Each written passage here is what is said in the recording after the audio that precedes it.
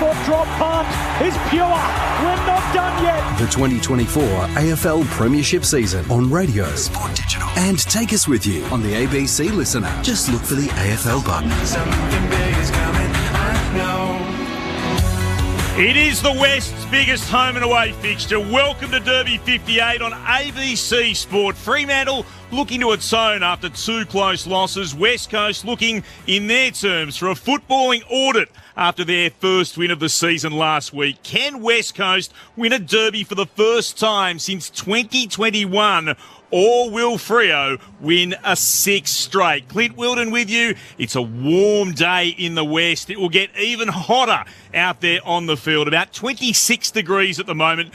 This should be an absolute beauty. Mitch Turner is with me. G'day, Mitch. G'day, Clint. Great to be here. Derby 58. Hopefully a close contest today between the Eagles and the Dockers. A couple of big names back in for both sides, so eagerly awaiting the first bounce. It looks like a pretty good crowd filing in already as well. We've wondered how will Freo go with the big man in Darcy returning after how impressive Luke Jackson has been. We'll find that out shortly. Our experts, Cara Antonio and Sharad Wellingham, but we've been joined by the big boss, the CEO of the AFL, Andrew Dillon. Welcome along. Your first Derby, is it perhaps? First one this year. No, I've been to a couple over the journey, but yeah, excited to be here in Perth, and I think it's going to be a really big game tonight. Outsider looking in, what do you make of derbies? Look, being in Perth yesterday, you sort of forget when you're over east how big it actually is. It had a bit of not a grand final feel, but with the lunch and yeah, they're good and they're big, and I think we can probably do more to promote them nationally. So, lunching and meeting. We know you've chatted with the two CEOs of the West Coast Eagles and, of course, the Fremantle Dockers. What can you tell us? What was the big push in their messaging to you? Oh, look, we're undergoing a competitive balance review at the moment as part of our collective agreement with the players. We agreed that we would look into draft mechanisms, salary cap, and all the things that go to competitive balance. So there's a real interest in that from our two Western Australian clubs, and a focus for them is on fixture and travel. SA has gather round, and it's magnificent. I've been lucky enough to be there for both of the gather rounds. Opening round now has moved up to the Northern States. We know that the AFL Grand Final will be in Victoria until I'm long in the ground.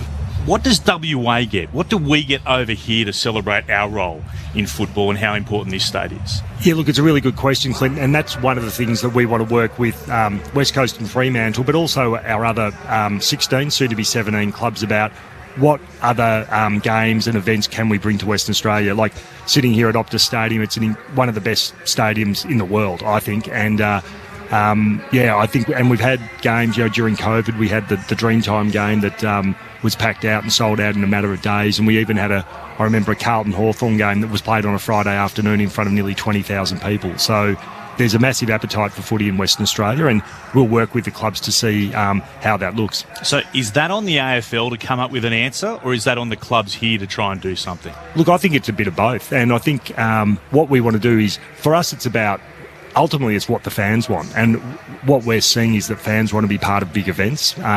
We're seeing that in all facets of life, but in particular we see it in the footy with the Dreamtime game, the Anzac Day game, the King's Birthday games, opening round, gather round. So we're seeing a real momentum on those things. Andrew Dillon, the AFL CEO, is with us here on ABC Sport. Sharon Wellingham, I know, got a couple of questions for you. What kind of event is kind of coming to mind? Is because you don't want it to just be a build-up, I suppose, of the Derby, which is already so well received here. What kind of new ideas are being thrown around? Well, I think maybe, Sharad, is because I think we're lucky that we have got the two derbies and they're massive, but it is, can we use things around, say, maybe the public holidays, so WA Day, which is in early June, which is, I think it's the only in Western Australia, so that weekend, can we make a big deal and can we have some more games in Western Australia on that weekend, or can we have both West Coast and Freo playing big matches over that weekend? Potentially both hosting a home game in that weekend. Yeah, potentially, yeah. Nice. My question's in terms of Indigenous pathways and the, I suppose, AFL resourcing of it. We've seen a decline in the numbers of Indigenous players. Is it a focus for AFL House at the moment? Yeah, absolutely, Sharad. It's something that we've been aware of for a while, and I think we'll see a bit of a lag. But what we're sort of changed how we're focusing now on our talent pathways, and we're going to continue to invest, particularly in the regions of Western Australia. But it's a real focus for us. The numbers have gone from a high of 87 players back about 3 or 4 years ago, and it's dropped down to early 70s now. So we've got a real focus to pick that up, and we've got the work that we're doing, but also past players like Eddie Betts, who's got his own foundation, so we're going to work in with him, and then Jared Neesham at Clontarf, and there's a whole host of other organisations. What's the, and it might be off the cuff question, but the retention rate, like, is it something that I know a lot of businesses and people outside of the football world, retaining Indigenous employees is a massive focus. Is it something that the AFL or the clubs are putting enough resource into? Yeah, it's a really good question, and I think that's something that we could do better. But we have started, a few years back, every club had to have a player development manager, and now, in addition to a player development manager, we have a player development manager, an Indigenous player development manager, to help the boys and the girls when they come in. Because it's hard enough to get drafted, but then once you get drafted, as you say, it's all about retention. And I haven't got the exact numbers with me, but I think if you can get through the first 3 or 4 years, we'll see you'll probably last 10 or 12. So it's really that transition's really important. And so you mentioned about the regional, I suppose, focus. Does that come down to the Clontarf Academy, the Eddie Betts Foundation? Do they have to fund that kind of, going out and finding this talent and bringing them to the city where they can develop, so that when they come to, let's say, a 16s or an 18s program, they are at the same level as the guys who are coming from the city? Yeah, look, I think it's what with the Western Australian Footy Commission, we're focusing on WA. It's the AFL and the Footy Commission working with West Coast and Freo with the next gen academies, but having organisations like Clontarf and Gandua up in the Kimberley, and the work that Eddie's doing, I think that adds to it. And so what I want to happen, though, is that all the work's coordinated, and we haven't got the same people doing the same thing or leaving gaps. Does the draft have to be as complex as it is?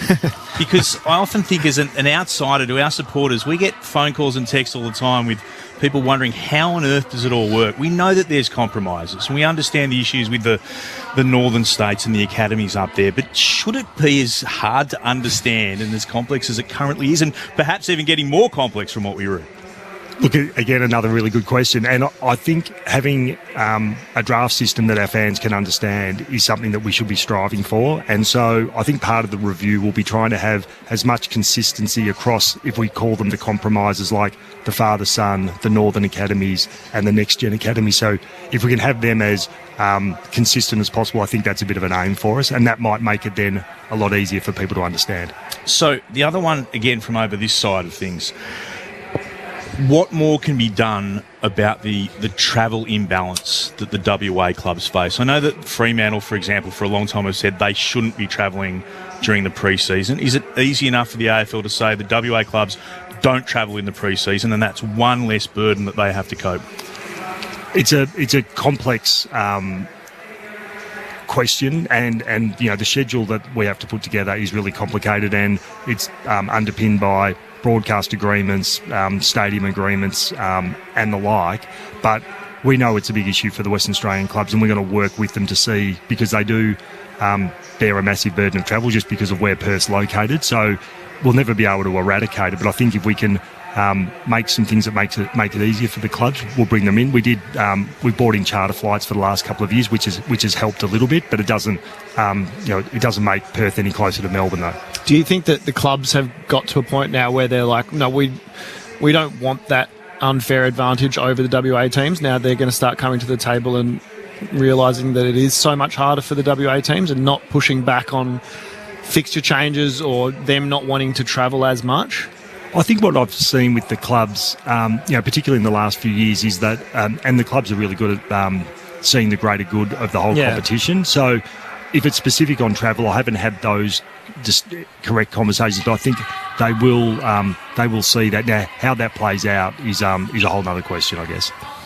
Andrew, great to have you in the box. I wanted to ask, it's been a bit of a conversation. It's maybe dropped off in the past 2 weeks because West Coast have gone a little better than they have the past 2 years. But where do you stand on priority picks and compensation picks? Because up until they put in a good performance this past fortnight, there's been a lot of talk here, and it's been a bit divided on whether they should be given and whether West Coast We'll ask for them. We'll ask for it and we'll receive them. Where do you stand? Do you think they still serve a fair purpose in the game? I think they're part of the review, because I would love to have a system in place where you didn't need them. And there was, back in the day, there was a formula. If you lost a certain or won less than a certain amount of games, it was just an automatic. And so that was removed, and it's become a discretionary one now that the commission have to make a call on after a club's made an application. So I'd love to have a system where you didn't need it. And that's something we'll be looking to work towards, but that won't be necessarily in place by the end of the year. Are there too many video reviews? Because it does seem to suck the joy out of some of the goals. And I appreciate they're important and you have to get it wrong, but just as a fan, Andrew, do you sometimes go, no, come on, goal umpires, you could have called that. Look, I am a big fan of footy, but I also like getting the scores right as well. So, the umpires are there to make the calls. It's a hard game, but I think I'd prefer one extra score review than one few. Are you concerned at all on that, Andrew, that goal umpires, given the criticism and especially what happened with Adelaide's result last year, that they have lost confidence now, and we're seeing it more, not just because they want to get it right, but they are feeling the pressure from the outside, because it's almost like now the goal umpires cop it more than the field umpires from the fans. Look, they're all really tough jobs, the goals, boundaries and fields, and they do an incredible job. What we want to do is, they train really hard and they're elite at what they do. What we want to do is for them to make the right calls, but they also to use the technology if it's there. And as I said, I'd prefer them to do one extra score review than not have one that ended up in a mistake. Andrew Dillon, the CEO of the AFL, is with us here on ABC Sport. Here's a question you won't get asked in Melbourne. The MCG, which is where, and I get abused on this side of the country for it, the grand final should be. But we have seen a trend now.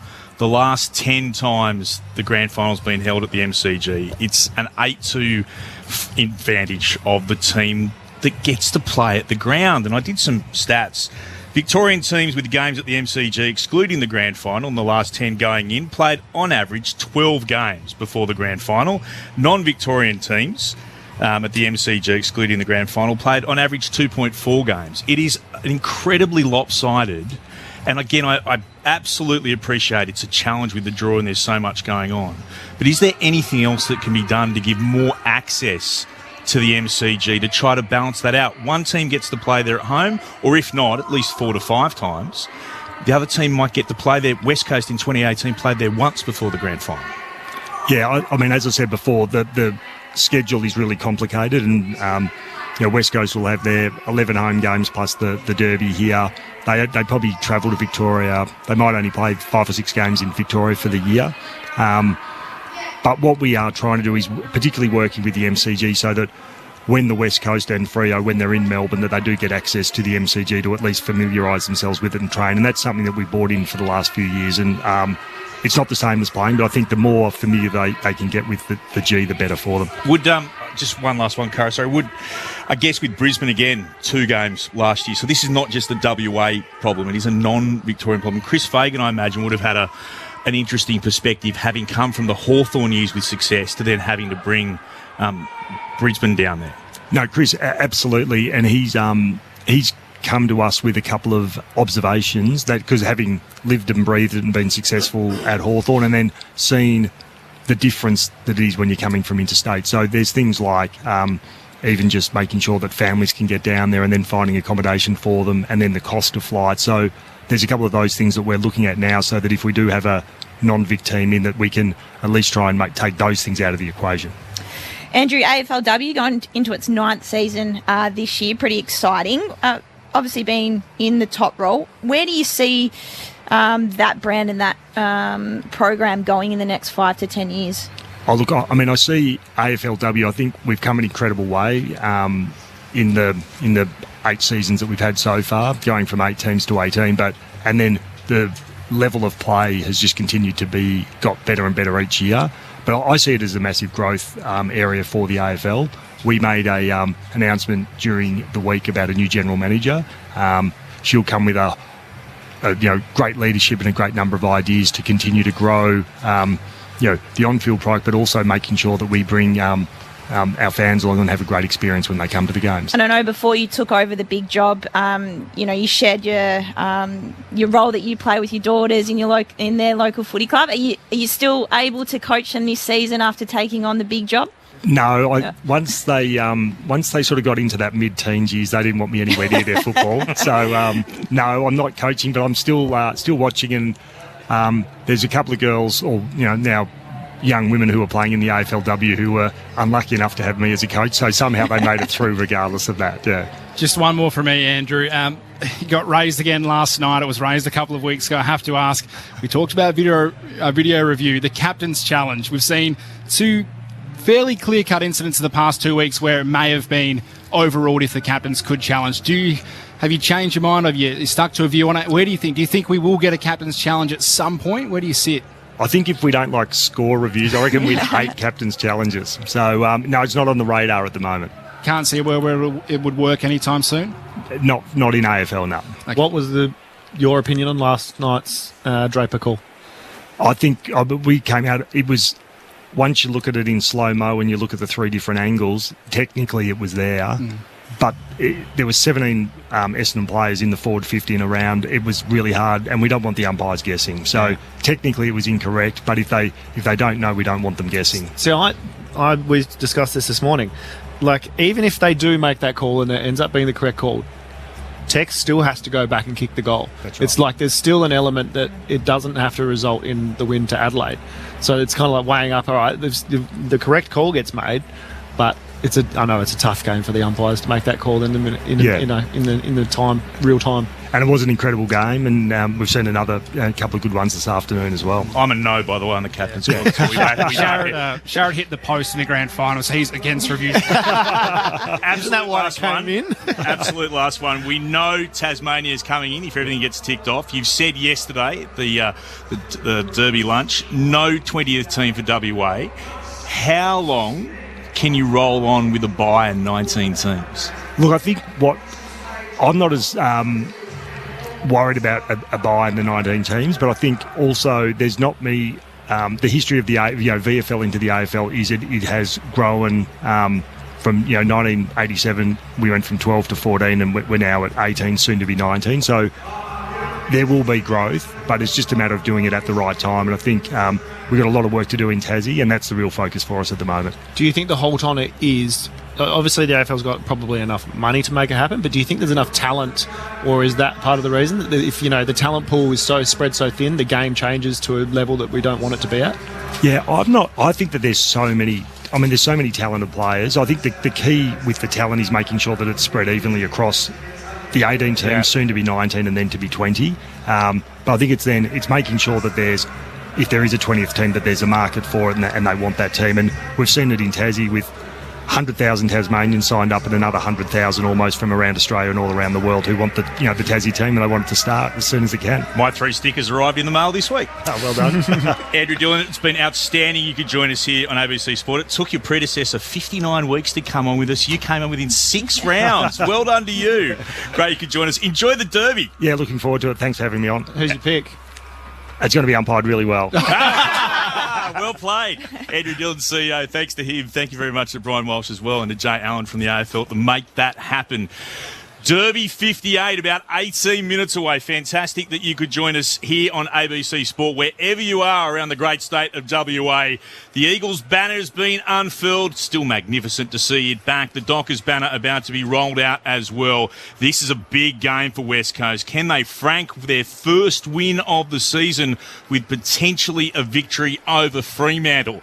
So much to like about the way West Coast midfield went about it, and they come up against one of the best midfields in the competition tonight in Derby 58. Can they kick the score required, though, as the purple blanket just drops over everyone and squeezes any chance of kicking goals? Let's see what happens. Cara, Sharrod, I'm really keen to see how this one goes, and I'm most interested. It's been one of the questions that I've been waiting to sort of see unfold all summer. How will Fremantle, with Luke Jackson, who has been nothing short of outstanding, how will he go alongside Sean Darcy? We know that Darcy's outstanding. How will the two of them work together? What are you expecting? Good to see you both, and great. Really appreciate your time having a chat with Andrew Dillon. How good was he? It was great. Really great. Really great. Look, I mean, derbies, we know they stop the state, they split it in half, and it's why we all love footy over here in the West. And I think, obviously, coming with Sean Darcy coming back into the side, you would think he would be on limited minutes anyway. So Jackson would probably have to take a little bit more load in the ruck than forward. But I really like what Jackson looks like up forward and how that dynamic might shift from previous weeks, having Taberner out of the side now. I think it allows Jai Amos to play his role more predominantly. And then, again, if ball comes to ground, the smalls can get involved as well with Jackson down there, and even Darcy potentially will roll forward. So I think the Eagles' backs, again, we know we've seen previous weeks, McGovern, Barras, the likes, they're strong in the air. So it's going to have to be what method going forward Fremantle use and being able to hit those targets and not just long bomb, because you play into the West Coast defenders' hands. But I'm really excited to see Sean Darcy back and see how that dynamic between him and Jackson really plays out tonight. There's going to be a few kind of interplays throughout the game as well, like the midfield battle for me. Obviously, the game always starts in the midfield. It's where you can get your ascendancy. And West Coast, even though they've been so poor, have shown that their midfield can really contribute. They've had a good number of inside 50s. They've had good clearance numbers. We saw last week they were able to capitalise on that. And I think that, as you called it, the purple blanket will be definitely descending upon that West Coast forward line. But if they can get it in there enough times, maybe go in there a little bit dirty, maybe get some ground, just kicking it to space and letting the West Coast forwards run onto it. So we maybe see a high West Coast forward line trying to leave that space out the back. It could be the kind of avenue to get it in there. They are actually in the positive this year, West Coast, in terms of clearance differential. They average 36.6 clearances, their opponents 34.4. Fremantle, however, are the number one team in the competition for clearance differential. They are above anyone else. Ruben Jimby's one I want to ask about. Adam Simpson flagged during the week. Maybe there's a role for him in the midfield going to someone. Do you, Kara Shaz, see that a particular player he could go to if he's got Sarong, Brayshaw, Young, Fife? I think Sarong's probably a little bit too dynamic for him and a little bit too agile at stoppage, but maybe a Brayshaw where he can maybe muscle him a little bit as we see the fireworks going off at Perth Stadium. It's a nice little touch from West Coast, lifting their pre-game entertainment. It's going to probably be a matchup that I think he'd have a chance to do, or do they try and nullify Fife? Like him and Fife going head-to-head might be able to nullify, but I don't think he'll be able to keep up with Sarong's dynamic movement at a stoppage. Yeah, it'll be an interesting one. And then on the flip side, like we've seen Elliot Yeo previous weeks absolute dominate for West Coast. Do Fremantle try and nullify him in some aspect? Does Hayden Young go to him and play a role? So I don't know. I think both coaches obviously keeping their cards very close to their chest. But you mentioned there, Shaz, like even West Coast, we know they were plus 23 clearances last week, but got smashed in the hit-out. So yeah. I don't think coming into this game they'll be too worried about the dominance of potentially Darcy and Jackson when they know they can still get their hands on the ball, use their body work around stoppage and contest, and provide their forwards with most opportunity ahead of the ball. It just goes to show the impact that I think Luke Shuey's having as that kind of stoppage and midfield. What do you call him, coach? He's the midfield coach, but stoppages. Scully's midfield. He's stoppages. So maybe it's the intel that he's bringing with the experience that he brings from his career. It's really giving the midfield some confidence. You're exactly right. They haven't relied on hit-outs. Hit-outs to advantage, I think they've been pretty good at. Fremantle, yeah. Yeah, so it's a tough one. Can they structure up well enough to make sure that the clearances they do win, Fremantle do win, aren't damaging? They're not coming out the front. Make them go round, make them have to kick it wide, let their defenders come across and impact the contest forward of the play. So it might be... Yeah, maybe their tactic. West Coast last in hit-outs, Fremantle 15th. However, Sean Darcy is back, so that stat goes out the window. Yeah, I think the form of the Fremantle backline, how good they're going, coupled with for mine, lack of not capability. That's the wrong word. Scoring options. Don't have a power. genuine They don't number have one the star they don't at the have the moment. power to put on a score. So we might see a low scoring game, which Fremantle aren't a high scoring team either. We might see a low scoring game tonight. It is the dilemma for West Coast and he was tremendous with Jake Waterman, but he'll get the number one defender, you would think, in Alex Pearce will sidle up to him.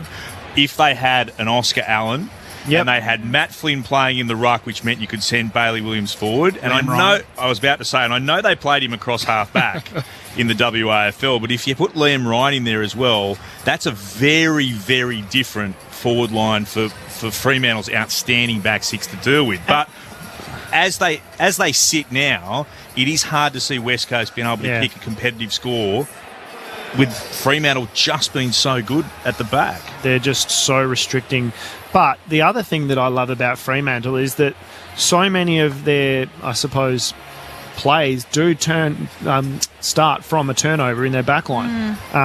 Lukey Ryan's back there, who is absolutely on fire again this season. His ability to generate, even from kick-ins, when he's got every player on the ground pretty much in front of him, he still manages to generate a 60 or 70 metre play. It's a really damaging and productive backline, isn't it?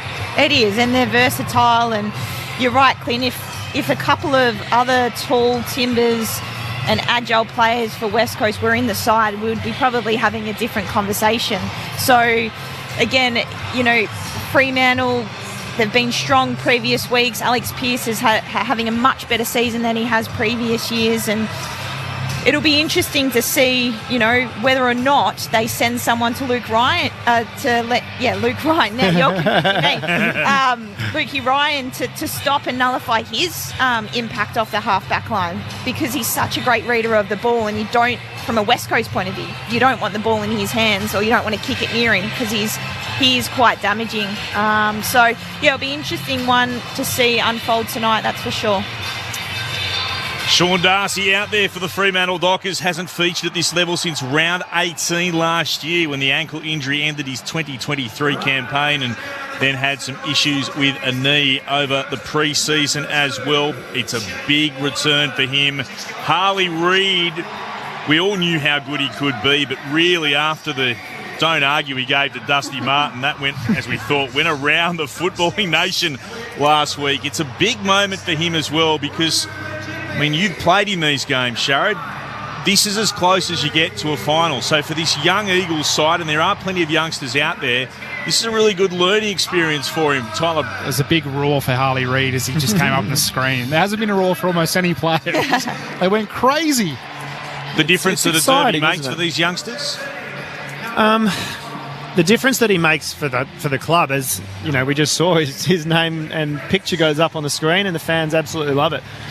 Having spoken to him during the week, I feel like there's a really strong nucleus, which I haven't seen from obviously being outside the club now, but it seems like from the way they're talking, Ruben and Harley during the week, there's a really strong nucleus of young players who are demanding enough of each other at training, are driving standards, and are really, bullish on the improvement that they can develop and come through as together. And to hear Harley speak like that, obviously he's Victorian, but to almost feel like he's committed to a path or committed to a journey with the club, the development is already starting.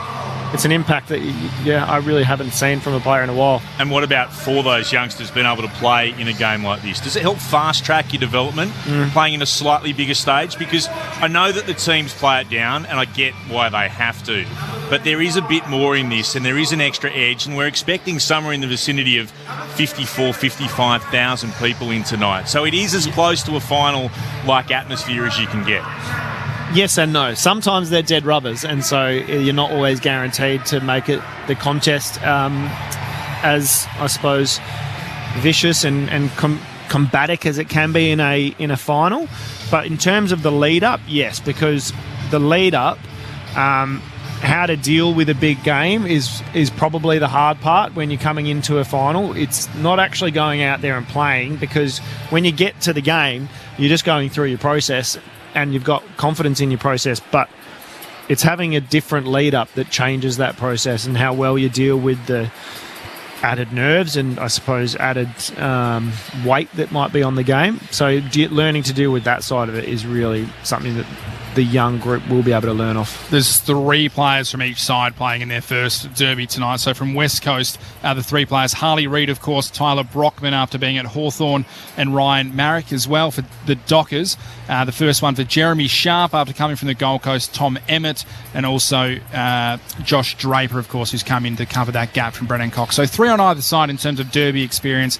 A lot of those Eagles players, of course, were thrust into it last year, given availability. I did look out at Harley Reid. He's got the brightest set of, I'm not sure what colour, it's like a pink coloured boots on that stand out, especially if you look around the entire midfield group. Not another pair of really bright boots there. He stands out. So no, Tim Kelly's the only one being Larry out there at the moment. With the black. Oh no, Yowie is too. Yeah, black boots for the old stages of the Larrys. Hey, were you impressed that I knew what colour that was? That was very good. I wasn't prepared to put myself on the line and make a judgment call, but no, I'm prepared to go with apricot. They do stand out as if Harley Reid needs to stand out anymore. Cara, your thoughts on someone who I think has been outstanding this year? There is the controversy, of course, of the dissent call that will always hang over Jordan Clark, but he has been in terrific form, signed a 3-year contract extension to remain with Fremantle this week until the end of season 2028. But Fremantle, for mine, he could be one of the real keys for them today. Oh, absolutely. And he can play different roles, which is why I find him so exciting and he plays, a pivotal role, either if it's off a halfback or he can be moved to a wing. But he's quite damaging. He's got a nice lethal long kick, penetrating kick, and he runs hard. He runs really hard, and he's almost that connector between back, mid and forward sometimes. And we've seen that he can get on the end of a few and hit the scoreboard. So it's fantastic, obviously, to see him sign another deal. But more importantly, what role he plays tonight and how he can impact the contest tonight for the Dockers will be one to watch. Terrific night for football. Still pretty warm, about 26 degrees. The players going about their warm-ups downstairs. There is a game underway at the moment. We'll keep you across that. Sorry, we've ignored it mostly for our listeners here in WA. But up at the Gabba, the Brisbane Lions against Geelong. And the Lions, late in the first term, lead a close one by 4 points, 2-5-17. Up against the so far unbeaten Cats, 2-1-13. They're the only unbeaten team in the competition after GWS went down a little bit earlier today to Carlton by 19 points. And in the first game of proceedings, Collingwood too good for Port Adelaide. So we will keep you right across Brisbane versus Geelong. Just repeating, now it's just gone quarter time and the lead to Brisbane remains at 4 points, 2-5-17 to 2-1-13. You get these weird runs in Derby history. At the moment, Fremantle have won the past 5. Before that, West Coast won the previous 11. And these sort of remarkable runs continued. West Coast won the 3 before that. Freo the 7 before that. Then there was a little bit of toing and froing. Of course, West Coast winning the first 9 of these games. But we haven't seen that many games that have been really close. Unlike, for example, showdowns. There's only been 9 games decided by 2 goals or less between Fremantle and West Coast in the history of derbies, going back 57 now. First played in May 1995. West Coast has won 32 of them, Fremantle 25. Have the clubs taken too much out of the build-up and the... You tell us. Has it become too much of it's just another game? Well, you've been there. How much internally is it actually talked about or built up? Because you can go out in the media and do the talk it up a little bit, but internally when you were at West Coast... It was still... I feel like it was still... Was it even mentioned? 100%. So it was a big thing? It was a big thing. You wanted to make sure... And even like on a personal level, like... You wanted to make sure you won the Derby and you wanted to make sure you played well in the Derby. But I just wonder if, like, the clubs have tried to downplay it enough because they're just like, it's just another week.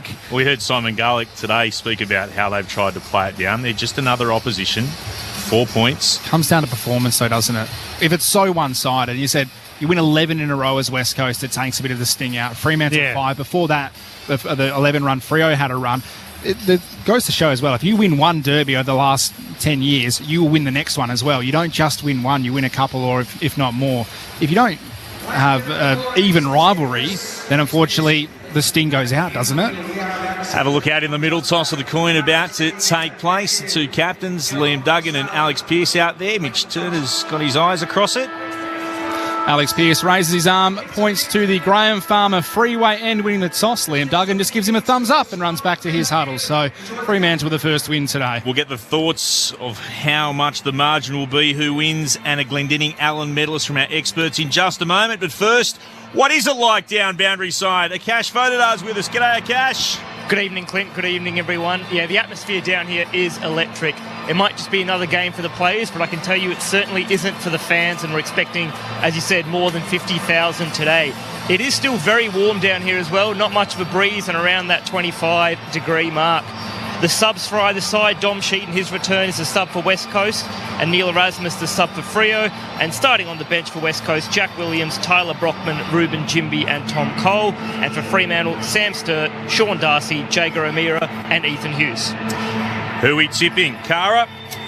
Freo by 32 points. What about you, Sharrett? I think I've already made my prediction this morning. Doesn't count. Stick New to it. listeners. The new listeners? Okay. West Coast by 10. West Coast by 10. Mitch? Fremantle by 67. Someone's got to go out there. I should have gone with Fremantle so that everyone went for Fremantle and then I would have the gone. Bergie. That was my plan before I listened to sports talk. And then Shaz popped up. Always happens. I've gone for Fremantle by 30. Quickly, Glendinning Allen medalist. Mitch? For me, let's go Caleb Sarong. Luke Jackson. Harley Reid. I'm going to go who I thought before. I think Jordan Clark could have a big role in this game. It is Derby 58. There's a hush that's just settled around what is a West Coast home crowd. Can they go back-to-back after that win over Richmond that just sowed the seeds of what might be for this young Eagles side? The Dockers have lost their past two, but they've been right in both of them. Can they hit back and get a win and make it 6 straight against their arch rivals? Derby 58 on ABC Sport. Mitch Turner to get us started. Jackson will start in the ruck for Freo. Williams the West Coast. Derby 58 is underway. Ball tapped down. Gaining possession out of the middle. Sarong kicks it towards half-forward Brayshaw. Couldn't take the mark. Feeds the handball back. Jackson gave it to Emmett. Turned on a dime. Kicks inside the 50. Brayshaw going back. Can't mark. West Coast there to clean it up. Handball was out in front of Reid. Sarong beat him to it. Young able to feed it outside, 50-5, going back. Walters didn't want to fly. McGovern spilt the mark. Ball bobbling around inside the forward 50 for Fremantle. Johnson was able to gather, gave it off to Banfield. Left foot banana from the pocket. Would have been a special start, but it's a minor score across the face. We open the scoring. Fremantle 1 behind. The Eagles yet to score. 40 seconds played here at Perth Stadium. Wherever you are, around the nation, around the world, tell us where you're listening into the Derby. 0437 774 774. The kicking goes right up the corridor, off hands. It spills down here to Duggan for the Eagles. He'll kick towards right half forward. Pearce is out to mark defensively. Leaping up, had the height and weight advantage against Cripps. Read it well in the air. The Dockers captain has it at left half back. He'll look to come towards the commentary wing. Not a great kick from him. It'll bounce towards the interchange gates. Banfield tried to shove Rotherham out. Comes instead, though, from Hunt. Works it back towards Marriott. Kicks towards right half forward for the Eagles. Waterman flew. Couldn't mark. Slaps it across half forward. Scooped up nicely by Long. Throws it on the boot immediately. Wants Darling at full forward. Ryan at the back. Spoiled it down. Came towards Alex Pearce. Tackled by Waterman. Just got a hand pass out. Gathered by Yo. He'll kick the first from the right forward pocket. Elliot Yo, is he in some sort of form to start season 2024? The Eagles with the first goal of Derby 58. They're 1 straight 6. Fremantle 1 behind. We've gone about 2 minutes. Some great pressure, just pressure. Tackle contest from Waterman. Created that contest, the first kick that came to the forward 50 as well. So up and about again after his 6-goal performance last week. But the work rate then of the mids as well from both teams. Getting to each contest at each 50, aren't they? Working back and forth. Huge work rate and a beautiful left foot snap across the shoulder from Elliot Yo. Great start. Ryan versus Darling as well in the goal square. Doesn't like to be drawn that deep, so it'll be interesting to see how that matchup plays out as well. Ball back in the middle. Umpire has to reset. Awkward bounce. That's why I tipped West Coast. I think they'll be going all right. There's already been a change-up as well because Amiss was staying so deep and McGovern was on him and he's already put himself up on Banfield on the high 50. Ball tossed up. Jackson got it down to Sarong. Williams stole it for West Coast. Yo, just outside forward 50. Kicks long towards the goal. Faces across the face towards the boundary. He kicked it from just inside the centre square. Skewed it away to the left. It's off hands, out of bounds, deep in the forward pocket for West Coast. Another inside 50. Just 3 minutes played. They lead one straight 6. Fremantle just the one behind. Ball spun back in. Jackson got to the front. Ball beat him over the back though. Fife. He came in, was dispossessed. Umpire said he was taken high. The two-time Brownlow medalist will win the free kick deep in defence. Chips wide to Walker. He goes further across the pocket to Ryan. Don't tell me this game isn't worth a bit more. The celebration from Yo, the tendons on his neck just bursting as he celebrated. Ryan for the Dockers beyond defensive 50. Lovely kick. Had to be precise and was, and found Young. Stabs the pass straight into the chest of Sarong. He's in the left half-back position. Works it into the middle of the ground by a foot. There's Fife. Thought about playing on by hand and then instead stabs it short to Aish. Just on the outer edge of the centre circle. Sarong ran by. That was ignored. He'll flare it to the outer side. Here's Clark. Marking and playing on immediately. He puts it into the right forward pocket. Amos looked to go out towards it. Witherden stood in front of him and is able to see the ball across the boundary line for a throw-in. Deep in the right forward pocket. Witherden made sure of it. Diving forward. Got both fists of the footy to knock it out for a throw-in. About 45 out from Fremantle's attacking goal. The Eagles by 5 points. 4.5 gone in the first on ABC Sport. Jackson gets to the front of the contest, tapped it down to Sarong, able to give it to Brayshaw, thought about giving off the handball, goes with the right foot banana, instead he can't get it to the goals. Amos was wrestling with Barris, couldn't take the mark, and he's down, Jai Amos. He looks a bit worse for wear.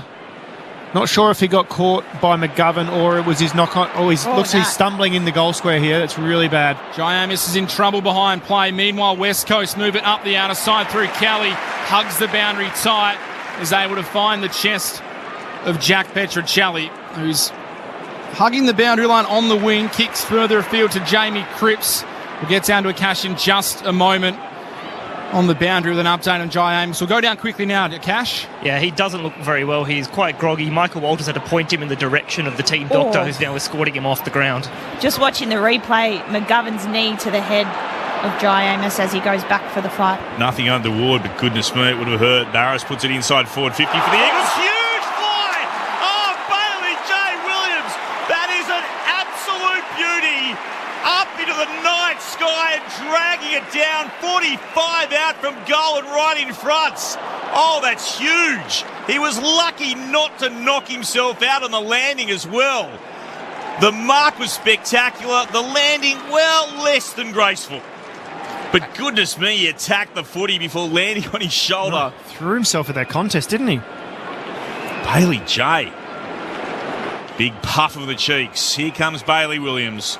From right in front, the mark deserved better. He misses to the left-hand side. Shocking off the boot, to be fair. But you'll see that highlight, and so you should, for a fair bit of the coming week, I'd reckon. 6 points is the advantage to West Coast after that behind. 6.5 gone in the first. Ryan will bring the ball back into play. Goes short to the pocket to Clark. Can see already ahead of the field. Sean Darcy is onto the ground. So what will this Jai Amos incident mean for Fremantle so early on? Clark short inside to Hughes. Hughes back across the defensive 50 again to Walker. Clark continued his run. Got the handball. Takes the bounce. Almost lost control. Then chips further afield to Hayden Young.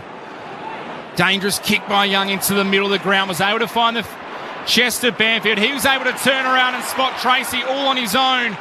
About 47 metres out from goal.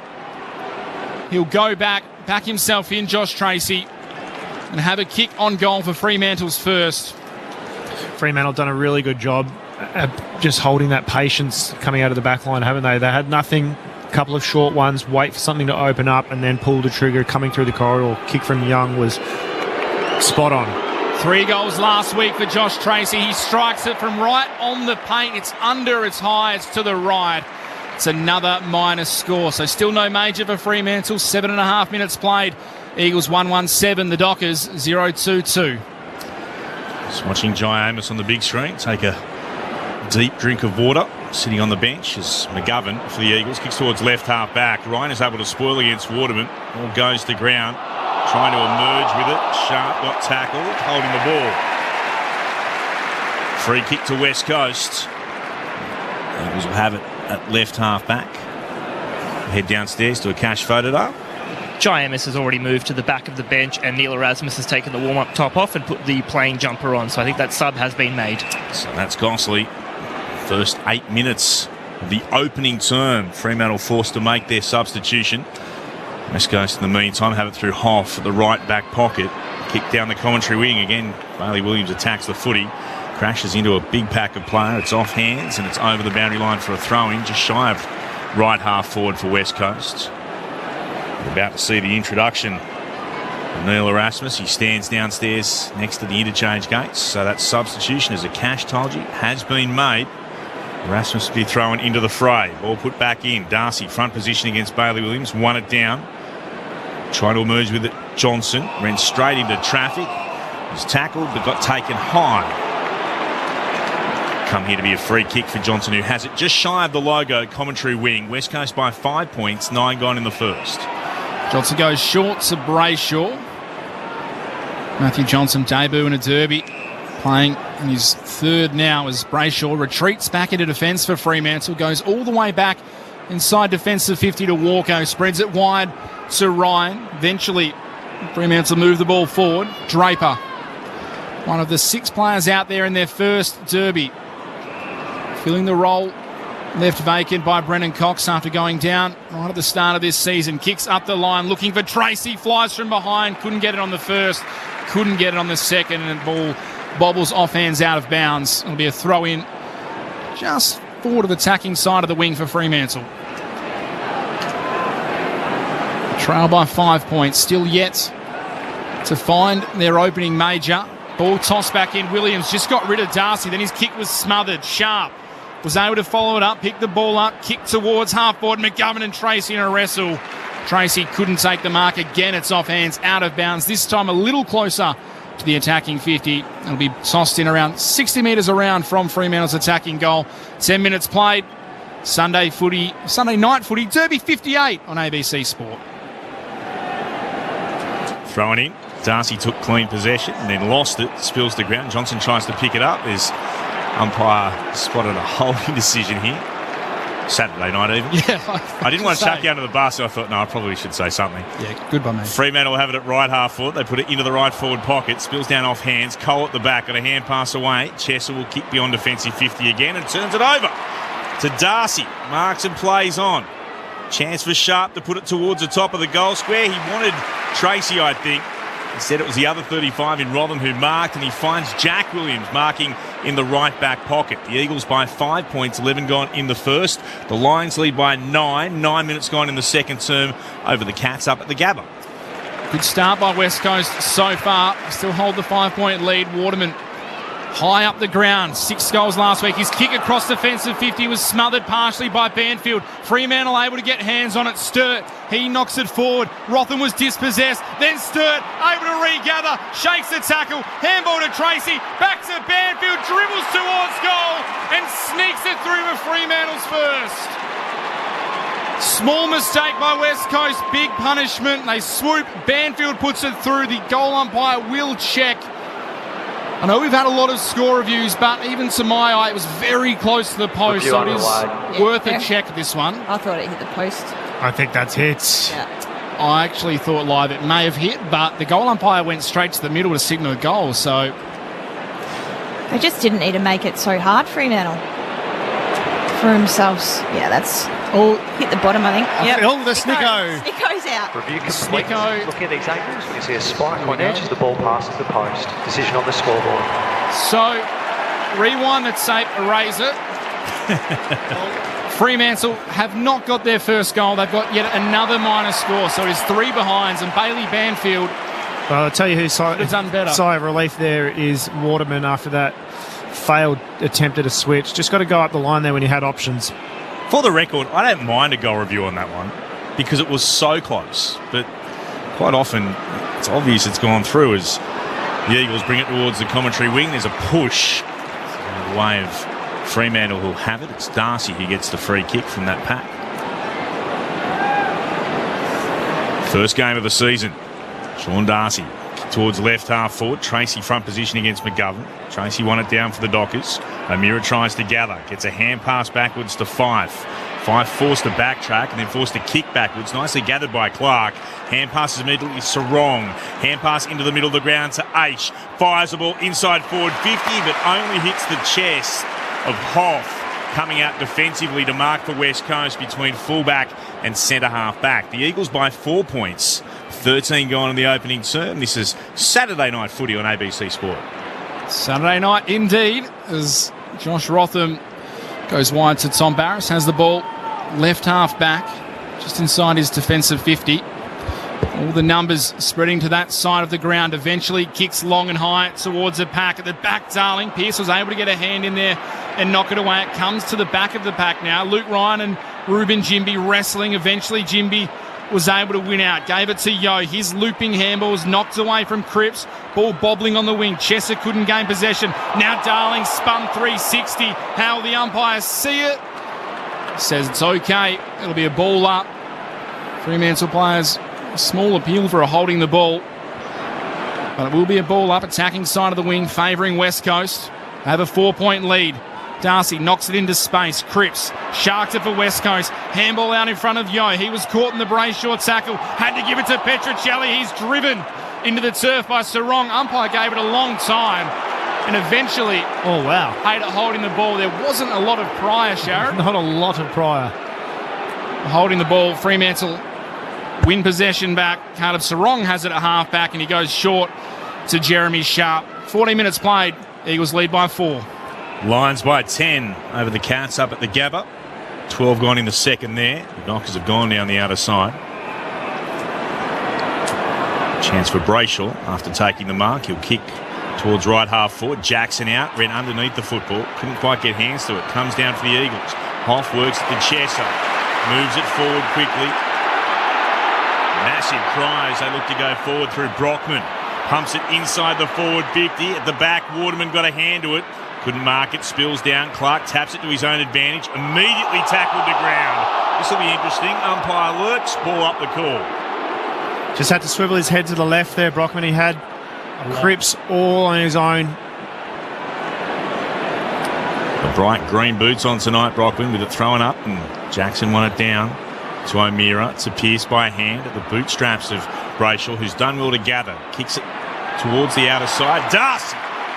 Front position against Barras. Had the height and the reach, and he takes the mark for Fremantle between right half back and centre wing. Southern side of Perth Stadium. Takes a couple of steps and then thumps it towards right half forward. 2-on-2 battle. McGovern got hands to it, brought it to ground. Fife goes crashing in and gives away a free kick. No doubt about that. It was clumsy there, wasn't it? Yep, over the top of it. Gung-ho.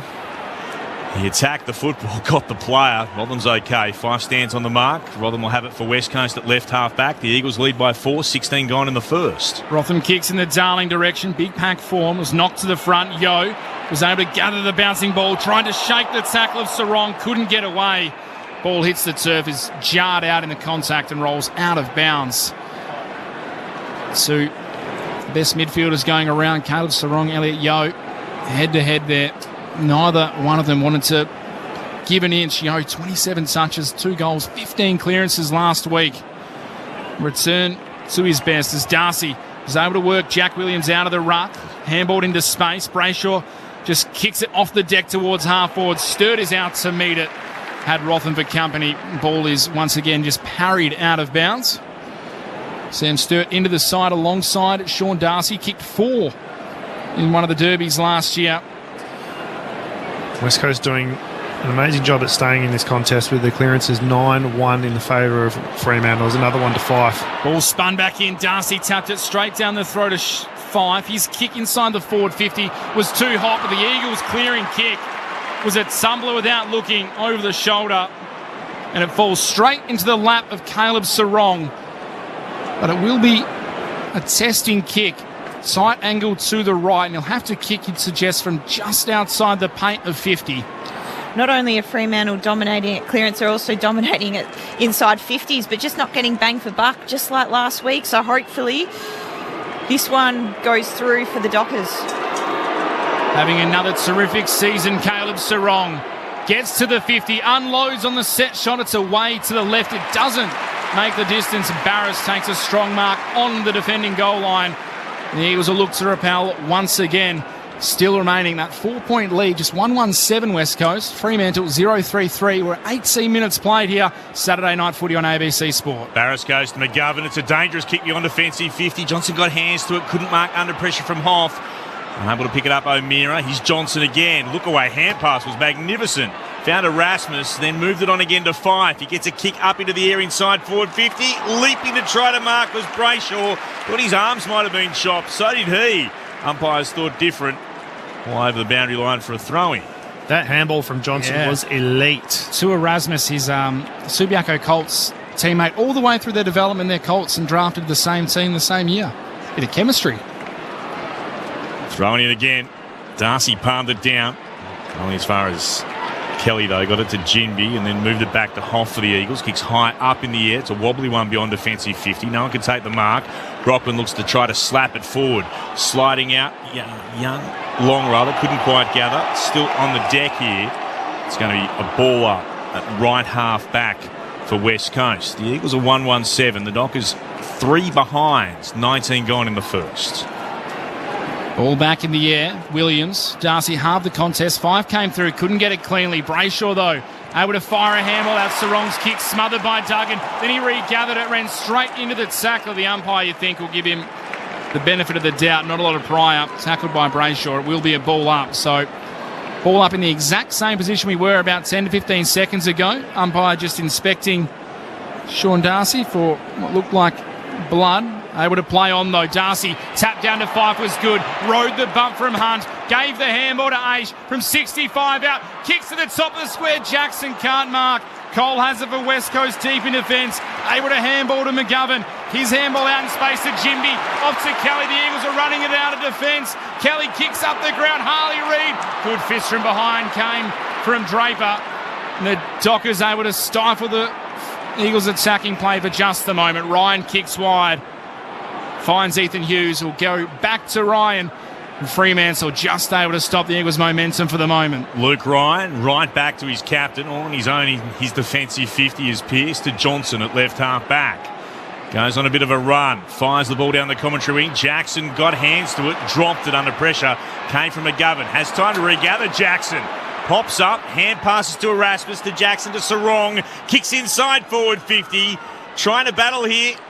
Tracy looks to tap it out to Banfield. Now a chance for Sturt. Swivels around, kicks up in the air. It was touched on the way through. So Duggan has to deal with it inside his defensive goal square. Kicks towards left half back. Still the Dockers have got numbers. Now to Sharp, kicked around the body. Jimby got in front of Banfield. Banfield gave the handball off the ball. Was given to Jack Williams by Jim. He was tackled, dispossessed. Now Fremantle knock it back inside the forward 50. West Coast regain possession through Barris. He was able to take it out, but his handball was too hot for Jim. He goes out of bounds. So, terrific chase by Bailey Banfield. Probably stiff on the replay not to... That was holding the ball. Incorrect disposal. Jack Williams missed it with his foot when he was tackled. It was as blatant a dropping the ball as you'll see. They get away with one, West Coast. Ball spun back in, right half forward, right on the 50. Jackson trying to take the ball off the ground. Couldn't, nor could Kelly. Sarong just went in and won it. Gave it to Fife. He was tackled by Petruccelli. Dispossessed. The Eagles, though, give it straight back to Hayden Young. Oh, big bump from Williams. Knocks Emmett off it. There's feeling in this derby. The Eagles dive back in. Hunt has it in deep defensive 50. His kick outside was good to Marek. He gets it to Cole, and he's got a man over the top. Great opportunity to surge forward here. Williams to Long, pops it towards centre half forward. Darling should be paid the mark. He took first touch, then Pearce got a hand in there. Darling was able to complete it. He'll wheel around from right half forward, goes long towards goal. It's Harley Reid in the goal square, flying up to take the mark. Oh, Harley. He was on his bike up into the air. and he should go back and kick West Coast second. He's right in front. He'll trot in. Punches the air in front of the Eagles fans at the city ends. And his teammates, all inside the forward 50, go charging in his direction. Nice little celebration there as well with Tim Kelly. Harley Reid, the future is his. 2-1-13 the Eagles, 3 behind the Dockers, 23 gone in the opening term. Saturday night footy on ABC Sport. Whose celebration was better, Sharon Wellingham's or Harley Reid at the back of the box? I've never seen someone jump up that quickly. Shaz, you could still play. I don't know what was better. The composure from Long coming through the middle to pull that kick to Darling. Well, I mean, obviously that was sort of spectacular mark and could go back and finish, but I think the best part of that whole play was the composure shown by Long running through the middle. Didn't blaze inside forward 50, didn't get drawn into it, just let it play out. The Eagles have the opening 2 goals. It's taken 23 minutes to get there. Ball back in the middle. Young was able to win it, feed it back to Sarong. His kick wide to Emmett. Strong mark on the second attempt. Had Cole right on his hammer. Was able to take the diving mark on the second grab. Fremantle find themselves 10 points down. Derby 58. The Eagles coming off the win against Richmond. Ball goes up the line. Tom Barras, one-on-one with Nat Fyfe, got the slight sit, took the mark. The Eagles vice-captain has the last laugh of this contest, wins the ball back. Now retreats back into defence to his skipper and Liam Duggan.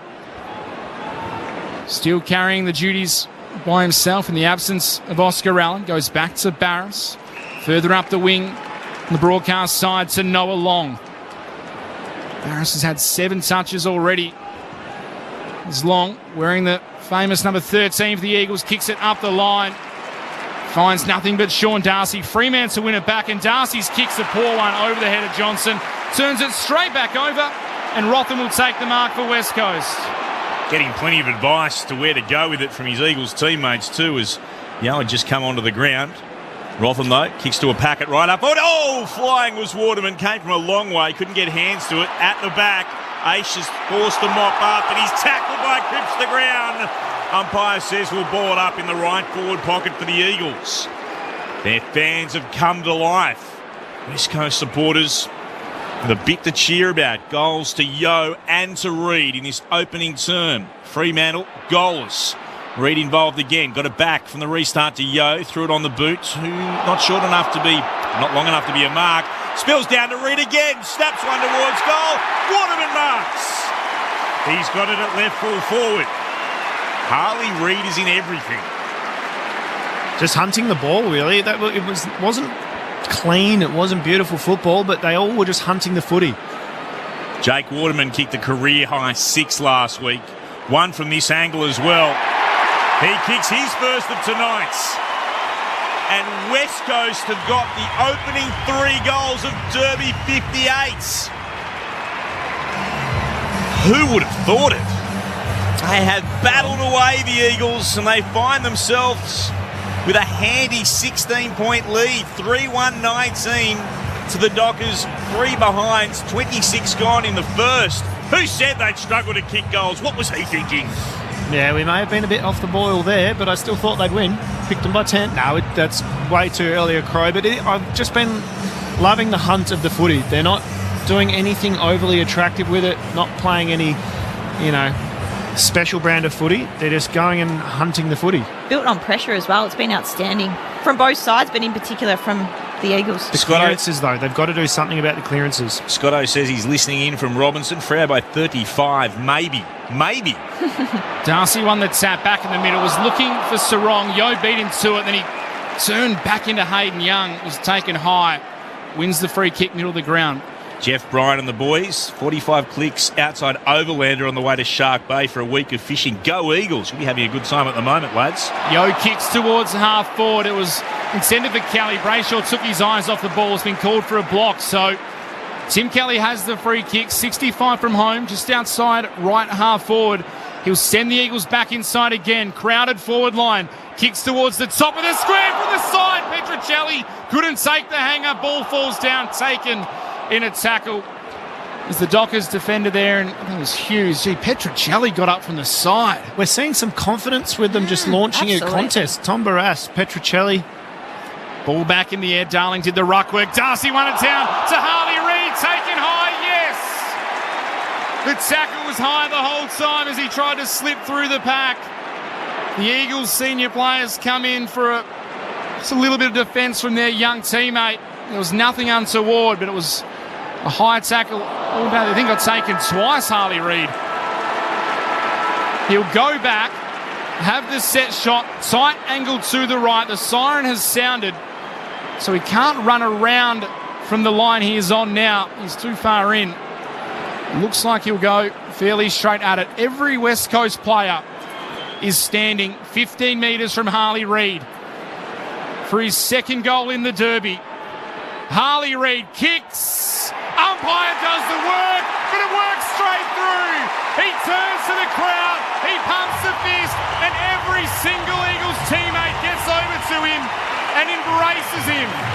Harley Reid in his first Derby has 2 in the first quarter, and West Coast have a 22-point lead at quarter time.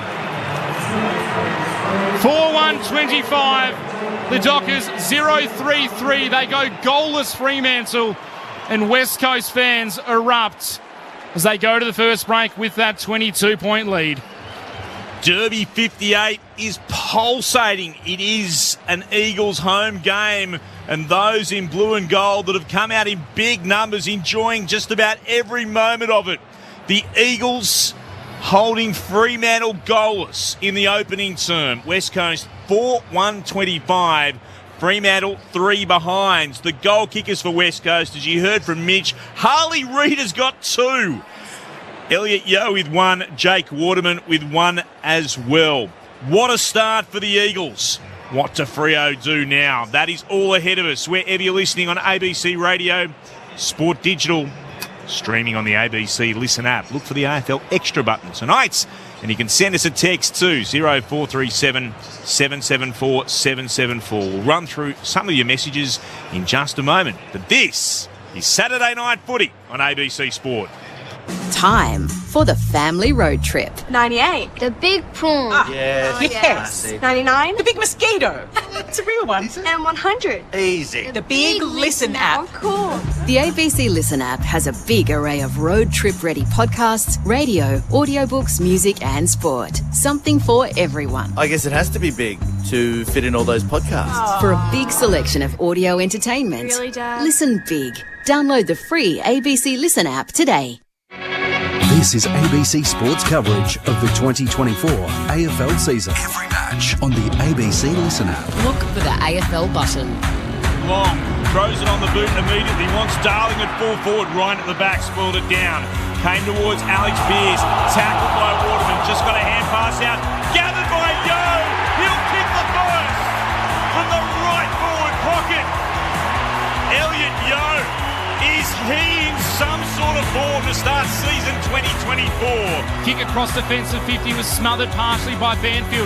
Fremantle able to get hands on it. Sturt, he knocks it forward. Rotham was dispossessed. Then Sturt able to regather. Shakes the tackle. Handball to Tracy. Back to Banfield. Dribbles towards goal. And sneaks it through with Fremantle's first. Goal umpire will check. You see a spike point edges the ball past the post. Decision on the scoreboard. So, rewind that safe eraser. Fremantle have not got their first goal. They've got yet another minor score. He's got a hand in there. Darling was able to complete it. He'll wheel around from right half forward, goes long towards goal. It's Harley Reid in the goal square, lying up to take the mark. He'll trot in. Punches the air in front of the Eagles fans at the city ends. And his teammates, all inside the forward 50, go charging in his direction. Spills down to Reid again, snaps one towards goal. Waterman marks. He's got it at left full forward. Harley Reid is in everything. Jake Waterman kicked a career-high 6 last week. 1 from this angle as well. He kicks his first of tonight's. The 2024 AFL Premiership season. On your radio. ABC Sport Digital. And on the ABC Listen app. It's the Eagles by 22 points at quarter time in Derby 58. Up at the Gabba, the Cats lead by 2. Half an hour gone in the second term. Geelong are 4-4-28 to the Brisbane Lions 3-8-26. Couple of texts to get through. Paul's listening in Normandy, listening to the Derby while cleaning pigeon poo out of the barn. Oh, the glamour. I'd much rather be here, Paul, but thank you for getting in touch with us. Andrew is from Hyden, enjoying the call while on the tractor, seeding canola at King Rock. Let us know, by the way, who you are. Just sending a Carn Eagles is terrific, but you need to let us know who you are. Andrew's from Humpty Doo, listening while driving home after a party. Loving the call. Thank you very much. And continuing on, a couple more texts. Brett and Elle are driving back from Manjimup in WA from being at the local footy, which is tremendous. And Concrete Pete's doing the drive-in, drive-out from Carnarvon to Karratha. Where was he on this morning? Hey? Where was he on this morning in Sports Talk? Do you remember? No. The only place with X. We'll have to remember it. I've written it down. Zitten? I'd never heard of it before. The only place with X in the postbook. Terrific. Very much enjoyed that call. Yeah, near Dalwallinu. I do remember that much, but I don't want to get it wrong. If you can beat us, give us a text. What have you made of things? Sharad? Oh, well, the pressure from both sides early, but in particular West Coast across that first quarter. They're getting smashed in clearance, smashed in inside 50s, but they're winning the game because they're making the most of their opportunity. And I'm loving their intent, their energy, the way they're moving the ball quickly. And it's exciting to watch. It is. And Fremantle are on the back foot at the moment. They've obviously transitioned really well. Then they're transitioning with pace out of their defensive 50. As you said, it's been in there a mountain of the time with inside 50, 16-7. So it has spent a lot of time in the West Coast D50. But Fremantle were really patient when they were moving the ball, which was good. And I feel like they're just about to break. So things might start to look a little bit different in this quarter if they can connect into their forward 50. Here we go. Second term. Bailey Williams won it down for the Eagles and bursting through together is Harley Reid. He'll take a bounce. He'll run the 50 out. He'll go himself. He'll miss to the right-hand side. It all opened up for a moment. Minor score.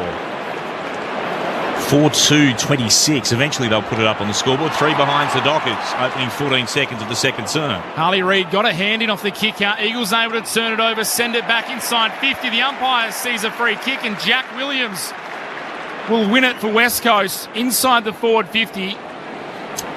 Tight angle to the right. He'll have a set shot going back. Harley Reid was in it again. He forced the turnover. He's just got a really good ability to impact contests in a really damaging way. For those who say we harp on him too much, it's hard not to when you're commentating a game where he's constantly touching the football. And so far he has done so. I mean, he's only had the 5 touches, but they've all been impactful. Well, that wasn't a disposal, but he calls the turnover. Jack Williams just inside the 50. Kick is on the way. Looks pretty good. Is really good. The Eagles have got 5 in a row to start Derby 58. Their lead goes out to 29 points. 5-2-32 West Coast. 0-3-3 the Dockers. They have not kicked a goal. We're just a minute 30 into the second quarter. And the Eagles are all over their crosstown rivals. Saturday night footy here on ABC Sport. Mitch Turner, Clint Wilden alongside me, our experts Sharad Wellingham and Cara Antonio. Just caught a little bit outside, off position there, Draper. And really lunging, and in the process of lunging, grabbed a little bit early. For Williams to go back and kick that, it was a monster kick, wasn't it? I thought he actually got a little bit too close to Draper on the mark, and he was going to be impeded, but went back and kicked it. Lovely. Really nice. Razor Ray throws it up in the middle as he's allowed to. One gets a clean clearance. Brainshaw goes to gather. Fife got dealt with behind the ball. Kicks towards right half forward for the Dockers. Scooped up here. Nicely done by Hoff. Working it forward to Hunt. Hand pass to Reid again. Couldn't take it cleanly. Was taken high though by Erasmus. And he'll get the free kick. Climb up off the deck. Erasmus the sub on with Amos subbed out in the opening 8 minutes after getting a knee to the head. Was very groggy as he came to the bench and subbed out pretty much straight away. Reid moved it on to Hunt. Kicks the Eagles inside forward 50. Williams flew. Came off his hands at the back. Ryan for the Dockers gathers, gives it to Walker. Oh, dangerous hand pass. Jinby picks it up, tries to throw it on his boot. Bounced off Luke Ryan. Came back again here for the Eagles. Darling, then Jack Williams, then Yo, and then it comes out to Kelly, who's falling backwards to the left forward pocket. He's able to kick the goal. Love when your forwards play in front. We've just gone short, rather. I thought it had gone through. It's gone to Noah Long. Noah Long has been able to mark it, and he'll be able to have a shot here around the corner from the left forward pocket. Long kicks it. It is all West Coast. It is all the Eagles. You wouldn't believe it if you weren't here or you weren't listening. But West Coast, who could not get out of their own way for the better part of 3 seasons, lead Fremantle by 35 points 4 minutes into the second term. 6-2-38 West Coast. Fremantle 3 behinds. What is going on? Cara Antonio and Sharad Wellingham, our experts on ABC Sport. Oh, they just look excited. They look like they're enjoying their football again. Honestly, haven't seen smiles on this many players' faces in 2 years. And they're loving putting the pressure. They're loving launching at contests. We haven't seen that in so long. The Eagles are excited. The Dockers are stunned. Darcy won that tap down. Sarong was tackled by Reid. Dispossessed. Then Reid went back and picked it up. Burst out of the stoppage. Took a bounce. Handball to Yo from 45. His kick is across the face. Darling almost reeled in the one-hander. It's off hands and out of bounds. Harley Reid just extracted it and gave it to Yo out of the middle. They're bursting out the front of the stoppage, the Eagles. It'll be tossed back in, though. Deep in their forward line again. Darcy v. Darling. Darcy able to win the tap down. Yo spilt it. Ball's bobbling around inside West Coast, attacking 50. Jimby went in there, tried to rip it out. He was tackled hard by Hughes. The umpire will ball it up. 35, 40 metres out, directly in front. West Coast goal. They lead by 35. Darcy tapped it down. Ricocheted off legs of the pack. Sarong running back towards goal. Had to retreat all the way back with a handball to Luke Ryan. His kick couldn't get outside defensive 50. And it fell on the chest of Tom Cole. Marks about 45, 46 metres out from goal. And he'll go back, have the set shot. Tom Cole, not known for his goal kicking. 4 goals, 3 for his career. Just build on pressure again. I mean, we could look at the score sources. West Coast, as much as that. Oh. Cole goes sideways to Jeremy McGovern, who also not noted for his goal kicking, but has spent time forward in the past. Jeremy McGovern will have to set sail from 60 metres out. Kick is towards the goal. He got all of the journey. Landed in the third row, but it was offline to the right, minus score. So West Coast 6-3-39. Fremantle 3 straight behinds, 36-point margin. 6 minutes gone here. Saturday night footy on ABC Sport. Jordan Clark goes on a run. The kicking duties and then kicks towards the logo. Commentary side. Bailey Williams in front. The line of about 4. He marks up against Jackson as his direct opponent. Got to be careful of just dumping it to Clark here, who's dropped back. He kicked back inside forward 50. Big pack up. Waterman emerges with it. He'll throw it on the right. Boots! They kick 7 unanswered goal, West Coast. Have we woken up in Bizarro worlds? He's got 2 now. West Coast are 7-3-45. Fremantle are 3 behinds. 7 gone in the second term. I see it, but I don't believe it. I don't believe it. Bizarro world is exactly where we are. As I was saying before, like as much as West Coast aren't winning stoppage, clearance or hit-outs, they've scored 3 goals from stoppage and that's their 4th goal from turnover. So it's all pressure. All pressure, and that's a mindset thing. Fantastic. They've come to play and they're reaping the rewards. They're looking so different to the team that we've seen approach contests. They are willing to actually put their bodies in there. Ball back in the middle. Williams v. Jackson. Williams able to win it down slightly. Young, though, socketed it off the ground for the Dockers. Got it to half forward. Witherden was able to get loose to the tackle. Find Duggan. Gave it back to Barris. Had a look. Was closed down by Darcy. Umpire said no prior. Ball up just outside right half forward for Fremantle. I thought Bit lucky there, Tommy Brass. I think that may have been holding the ball. he had a look, didn't give the handball, got away with it. Ball tapped down to Brayshaw. He tries to handball it inside the forward 50. Jimby sharked it for West Coast, gave it back to Duggan. Bouncing ball beyond defensive 50, came to Brockman, was able to give it to Jimby, then on to the runner Kelly, tried to put it out in front of Hunt, can't take possession, nor can Darling on the ricochet, ball's bobbling around, 60 out from the West Coast goal. Going in, taking the ball was Tom Emmett. He was tackled solidly by Jamie Cripps. The ball will be tossed back up, 52 out from the Eagles goal. They managed to surge it forward again. Williams got the tap over the top. Johnson was able to dissect his way through traffic for the Dockers, gave it to Walker. His kick towards the wing. Banfield thought he did well initially to knock Duggan out of the way in the marking contest, but the umpire said he did so illegally.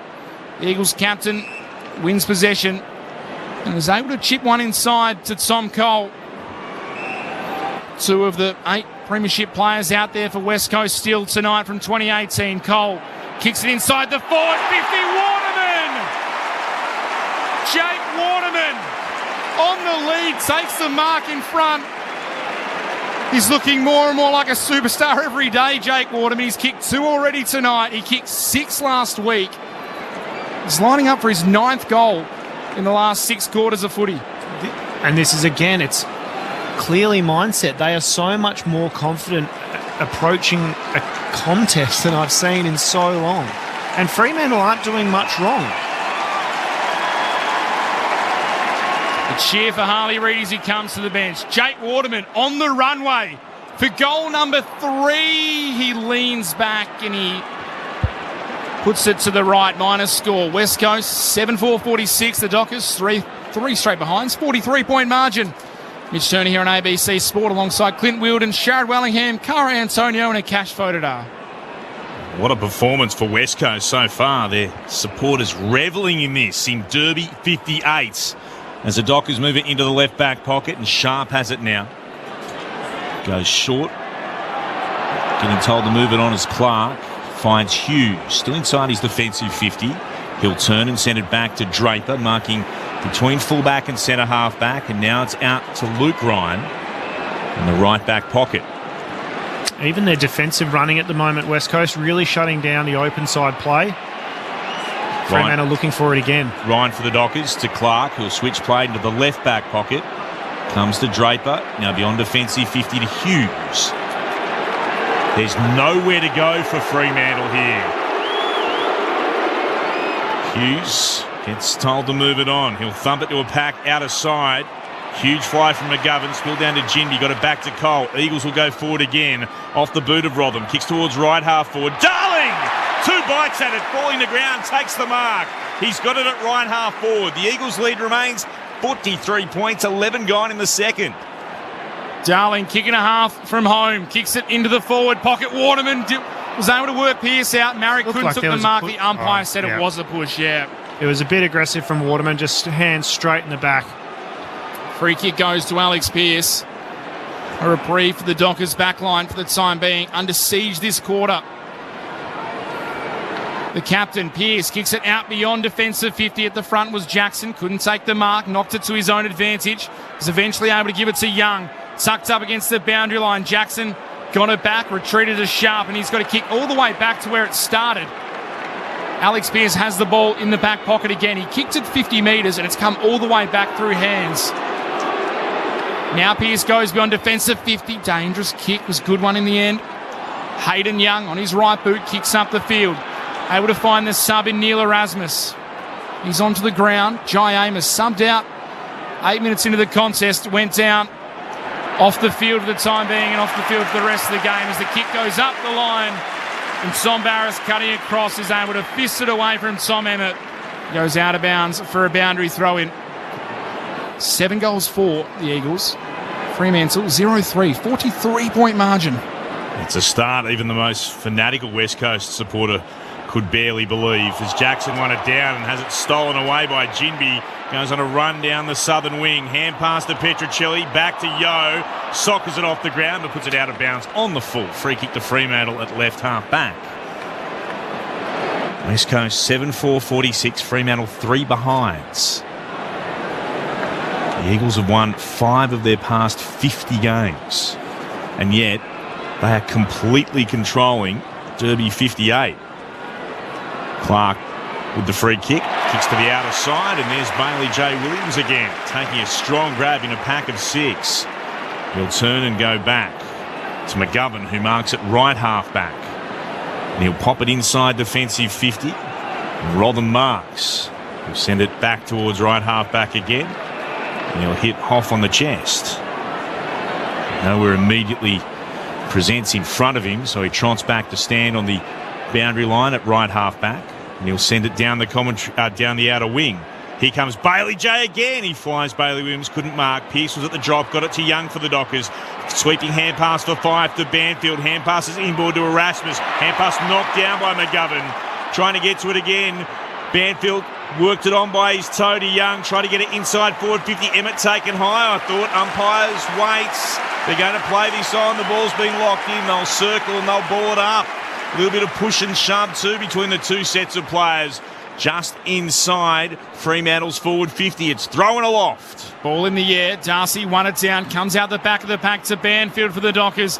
Gave it to Clark. Kick inside the forward 50. Cole had the ball punched away from him. Ball comes out though through hands to Sharp. He retreats to Walker. Fremantle trying to find a free player. Walker goes further back to Clark. Had to get behind Cripps. Able to give it to Hughes. Kick inside the forward 50 for Fremantle. Jackson can't take the mark. Spinning through Brayshaw. Able to find a teammate. Ends up with Jackson through hands. He kick on goal. He puts it through. Finally for Fremantle. You can hear the boos from the Eagles fans. But the Dockers get their first of Derby 58, and it's through the boot of Luke Jackson. 1-3-9 Fremantle. West Coast 7-4-46. It's a 37-point margin, 15 minutes into the second quarter. They get their first, Cara Antonio, but they had to work very, very hard to get it. Oh, and almost made a meal of that, but West Coast defenders all went to the contest, and Luke Jackson just stayed out and got the easy handball out, but credit to West Coast. Just watching from up here, you can see the wave of numbers. It's a clear directive of pushing up to the next and keep pushing and pressing, and the turnover city at the moment that they're creating is outstanding, and that's why they're in the lead. Bounce to restart. Good one too. Jackson won it down for the Dockers. Going forward, Young with the paddle it to his own advantage, though there's a free kick coming back. Fife was dealt with off the ball. He'll have the free kick from the attacking edge of the centre circles for Fremantle. Takes a couple of steps and then kicks inside forward 50. Pack up here. Tracy marks. Block. Oh no, it's gone against him for a push. McGovern will have the free kick. It's a block. Block, was it? Haven't seen a replay, but McGovern did fall to the ground before the contest occurred. Eagles into the left back pocket, having a look. It's a shove in the side from Sturt. Did get pushed by the Fremantle player. The reason why he was moved out of the way. Eagles beyond defensive 50 to a packet left half back. At the back taken by Hunt with a hand pass on to Brockman. Gathered it beautifully. Popped the hand pass over the top. And shocking kick from Long along the ground. Set Reid a task that even he wasn't up to. Picked up by Petrocelli. Back in the direction of Reid. He'll arch the back. Got away from Aish. Got it onto Brockman, who turns it over. Fife has it at right half back and then gave it to Hughes. Long kick down the commentary wing. Jackson couldn't take the mark off hands, falls behind the pack. Hoff picks it up for West Coast, gave it to Darling. Then Cole, fancy little sidestep put on Emmett when he was under pressure. Got away, kicked it up the line. Oh, great mark. But Alex Pearce, too big for the short. Noah Long took the mark, plays on quickly, gives it to Aish. His dinky kick into the middle of the ground finds Erasmus. Numbers starting to flood back for West Coast inside their defensive 50. Erasmus now sends it inside. Kicks it inside the attacking 50. No one there but Darling. Able to put some good body on Tom Emmett. Take the mark deep in defensive 50. And repel it again for West Coast by kicking out to Kelly. Just not the right kick. Held on for it way too long. Needed to move the ball quickly. Poor decision. Kelly has the ball. Has plenty of options in space on the wing. Brockman and Hunt was standing side by side. Could have raffled it off. In the end, Brockman took the mark. Dangerous kick towards half forward. Able to get it to Marek. He's 65 from home. Wheels, sees Water on the lead and honours it truly. Waterman takes another mark out in front. He'll go back this time almost directly in front. He'll kick from just inside 50. Well, Waterman just showing what he can do when he gets that space in front of him to hit up on, because, as we can see, he's playing on Luke Ryan, who loves to zone off. Use the hit up, the kick through the corridor from Brockman, open up all that space. The quick play on. Waterman able to read that quickly. Just gets Lukey Ryan off guard, doesn't he? A career high 6 goals last week for Jake Waterman. Strikes it beautifully with the boot. He's halfway there already tonight. He's got 3. The Eagles have got 8. The Dockers' run of goals stops at just 1. The Eagles answer straight back. 8-4-52 West Coast. Fremantle 1-3-9. It's a 43-point lead. 19 minutes played, second quarter here. Saturday night footy, Derby 58 on ABC Sport. Collingwood Premiership player Sharad Wellingham, former Dockers AFLW captain Cara Antonio alongside us. Well, that all started in the back half of the ground where Jack Darling... Yeah, I thought it was a bit odd that he took a mark in the defensive 50. And then he came off for a bit of a spell, got told to go back, and then ended up coming back to the bench. But that's fantastic. Just work rate to get back, take that grab, and then it was kind of a build-up from there. The inside kick from Brockman is just what opened up the whole 50. Catches Luke Ryan off guard. Again from the restart. Comes down towards the Dockers. It's been held in here. Young tackled by Kelly. Ball up will be the call. Thrown aloft. And down. Jackson with the more telling tap. Gathers. Hand pass was stolen beautifully by Kelly. Has it for the Eagles. Hand pass releases Petricelli. Pops it inside forward 50. Not a great kick. Draper was able to mop it up. They might have lost it. Umpire says play on. Eagles try to work it clear. It's been locked in here. Duggan gathered. He was taken to ground. No prior. Good tackle, though, from Sarong. Still inside West Coast forward 50. Umpire puts it aloft. Jackson arrives. Palms it down quickly. It comes to O'Meara. Now towards Sharp. Has to backtrack away from Chesser. Gets boot to ball. Kicks towards the southern wing. Going up was Barris. Won it to ground. Losing his footing for a moment, Emmett. Keeps going, though, sliding through to lock it in. The free kick's been spotted with Duggan taken high. He'll have it, well, somewhere between right half back and centre wing on the southern side of the ground for West Coast. Ball ends up on the far side with Cole. He plays on down the line for West Coast. Handballed it to Kelly. Kicks it inside the forward 50. Waterman weighted down. Ryan didn't. Took to the air and took the intercept mark for the Dockers. Now wants to move it beyond defensive 50. Kick was a dangerous one to Sarong, but was good. He kicks it further afield to Hayden Young. Gave the handball away. Gives it back to Young through the middle of Perth Stadium. Takes a bounce. Ran into a little bit of trouble. Now kicks deep inside the attacking 50. And Sam Sturt got out in the back, took the mark. And we'll go back, have a set shot from about 25 metres out, slight angle to the left. Kick Fremantle's second. Good by Young there as well, just to hold on to it for a little bit longer. West Coast Eagles defenders had front position and no one was really coming at his foot, so made the right decision to go over and it fell in Sturt's hands. 4 goals in the round 22 Derby last year. Just his second Derby, Sam Sturt. Back into the side this week. Makes no mistake of the set shot. Fremantle get their second goal, a second of the match, a second of the quarter. Through the boot of Sam Sturt. 2-3-15. The Eagles 8-4-52. The margin back temporarily at least to 37 points. 22 minutes played here. Second term, Saturday night footy on ABC Sport. So that kick inside as well, wasn't it? Transition from, Lukey Ryan to Caleb Sarong. Sarong, yep. And then Sarong rolls, and instead of being held up, West Coast at the moment is doing a really good job behind the ball, setting up defensively.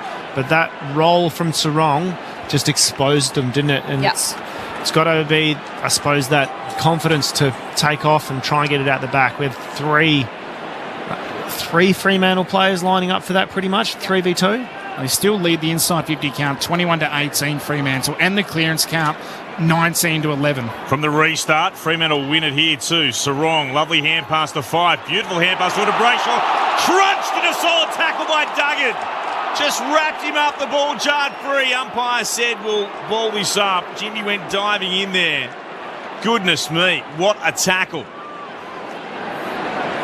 Sam Sturt, goal in his first game of the year moments ago. Can Fremantle get another one? Darcy works it forward to O'Meara, then to Brayshaw, to Erasmus, under pressure. Popped the hand pass to Emmett. Now a chance for Sharp. Stepped around Hunt, then dropped the footy. Just dropped it cold.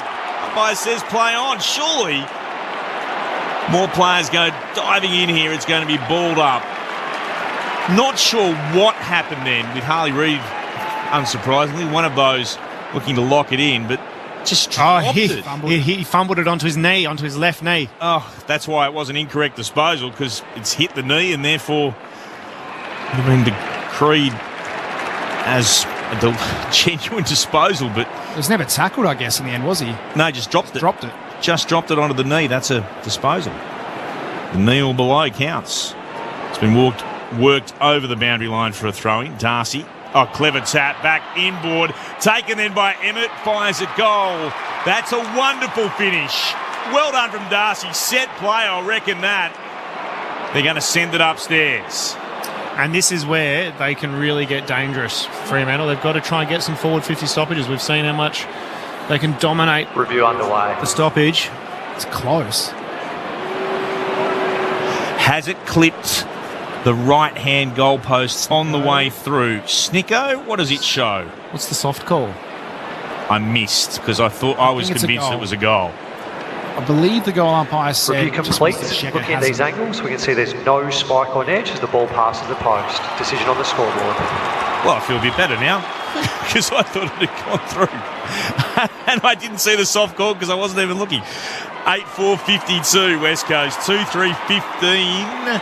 The Dockers, that'll be 3-3-21 now. 25 gone in the second. They've been slow on the scoreboard tonight. We saw last week West Coast try to make it a stoppage game because they were doing quite well at the stoppages. I feel like Fremantle have to do that. They're at the moment trying to probably still do a transition game. They're dominating the stoppages. Just go stoppage after stoppage, even if they're just inching it down the ground. Make it a game of inches. You're right, that's their second goal this term from stoppage as well, Fremantle. And back-to-back goals for the first time. They trail now by 31 points, 26 gone in the second. Ball back in the middle. Dockers down their third. Looking good in the clearances tonight. What can they do here? Williams, though, won it for West Coast. Tapped it down to Yo. Kicked towards half-forward Cripps. Wasn't able to juggle the mark. Was knocked away by Aish. Was able to feed the handball back to Yo. The ball dribbled towards Clark. He was taken in a tackle. Fremantle players wanted a free kick for a high tackle. The umpire very clean. So it's a stoppage again. Ball tossed up. Kick from the pack was smothered. Jimby pounced on it for West Coast. Gives the handball to Yo. Kick inside the forward 50. Waterman run underneath it. Walker picks it up, runs into trouble. He took them on. The umpire's circling, holding the ball. He ran himself into trouble, Brandon Walker. And by the look of it, at the bottom of the pack, guess who will win the free kick? Jake Waterman. For goal number 4, and I'll say again, it'll be 10 goals in the last 6 quarters of footy for Jake Waterman. He's found some form, some confidence. And it's off again. This isn't, lead out chest mark kick goal. It's off the back of pressure. Tackle. It's their 8th tackle inside forward 50 as well, the Eagles. Jake Waterman in career best form in every aspect of his game. To answer back for West Coast, Waterman steers it home. He's got 4. What a fortnight he's having, Jake Waterman. The Eagles push the lead back out to 37 points. 9-4-58 West Coast, 3-3-21 Fremantle. 27.5 minutes played, second term Perth Stadium. Just when the Dockers gets the momentum, the Eagles wrestle it back. Sharon Wellingham, Cara Antonio in the box here with us on ABC Sport. I'm harping on it, but it's work rate and mindset because Waterman's at the contest, the first kick inside 50, Yo's kick inside 50, top of the goal square, 25 out. He's contesting that marking contest. Then he butters up and gets to the front and centre of the next bit and lays a massive tackle, goes back and kicks a goal. Throwing up to restart. Harley Williams won it down. It went to Yo, tackled immediately. Brayshaw got him and so too did Sarong. Ray Chamberlain will throw it up in the air again. Harley Williams palmed it down against Darcy, but stolen by Brayshaw. Hand pass to Young for the Dockers. Oh, not the kick he wanted. Goes straight up and down in the elevator shaft. Leaping Jinby. He's too strong on that occasion for Johnson. And he marks on the logo, commentary wing. Xantippe, by the way, was the name of that place. Xantippe. Yeah, Clint from Yandanuka sent us the text. I've probably got that wrong as well. Go Dockers, he says. They need something at the moment, Clint. Xantippe. What a great name it was too. Apologies, I should have remembered. The correspondent told us there was a total of 14 people who lived there. Short pass came from Clark after the mark in the right back pocket and worked it onto Sarong, who kicks down the commentary wing. 2-on-2 battle. Good spoil came from Rotham. Oh, free kick given away. Umpire said it was Walters who was taken high, who was... Been quiet tonight. I was about to say just his second disposal. His first kick, Walters. Just had the one handball before that. Moves it short. Finds Tracy from right half forward. Will kick towards full forward and good mark at the back. It was read beautifully by Duggan. Was able to drag in the football and he can set West Coast up again. 9-4-58 the Eagles. 3-3-21 the Dockers. 29 gone in the second term. Duggan kicks beyond defensive 50. Brockman flew high. We know he can, but unrealistic attempt, says the umpire. Free kick to Josh Tracy. Moves it quickly. Centred the ball to Young. His kick inside the forward 50 over the back of McGovern. Jackson tracks it towards the boundary. Handballs backwards to Sharp. His kick towards goal is a shank and it dribbles out of bounds. The Eagles cheer the attempt from the former Sun playing in his first derby. Ball trickled out of bounds. It'll be tossed back in next to the left behind post. Williams v Darcy. Darcy just pushed Williams away. Tried to snap it towards goal. Big up and under. Emmett got a fist in. Brayshaw coming through. The pack is taken in a tackle. Ball spills free. Jimby on the last line of defence for West Coast. Got a tumbling kick. An awkward one for Tracy. Has to go back and get it. Oh, gathered. Picks it up. Shrugged the tackle. Kicked it behind. But the siren beat the ball to the boots. So the score will not count. And listen to the cheer from the West Coast fans. 9-4-58. Fremantle 3-3-21. It's a 37-point margin in Derby 58 at the main break. And the Eagle fans filled with excitement and I dare say shock. What a game we've got coming up. Clint Wheeldon alongside myself, Mitch Turner, Cara Antonio and Sharad Wellingham in the box. Cash Fodadar downstairs. They've given West Coast a standing ovation, the Eagles supporters. They rose as one after that half. They hadn't won an opening term all year. They did that. They'd won just 2 second terms, and they did that as well. So what was a 22-point lead at quarter time is a 37-point lead at halftime of Derby 58. It's not the scoreboard almost anyone expected. Listen to this roar as the Eagles make their way off the ground. Big questions for Fremantle already down in the room, but have a listen to this.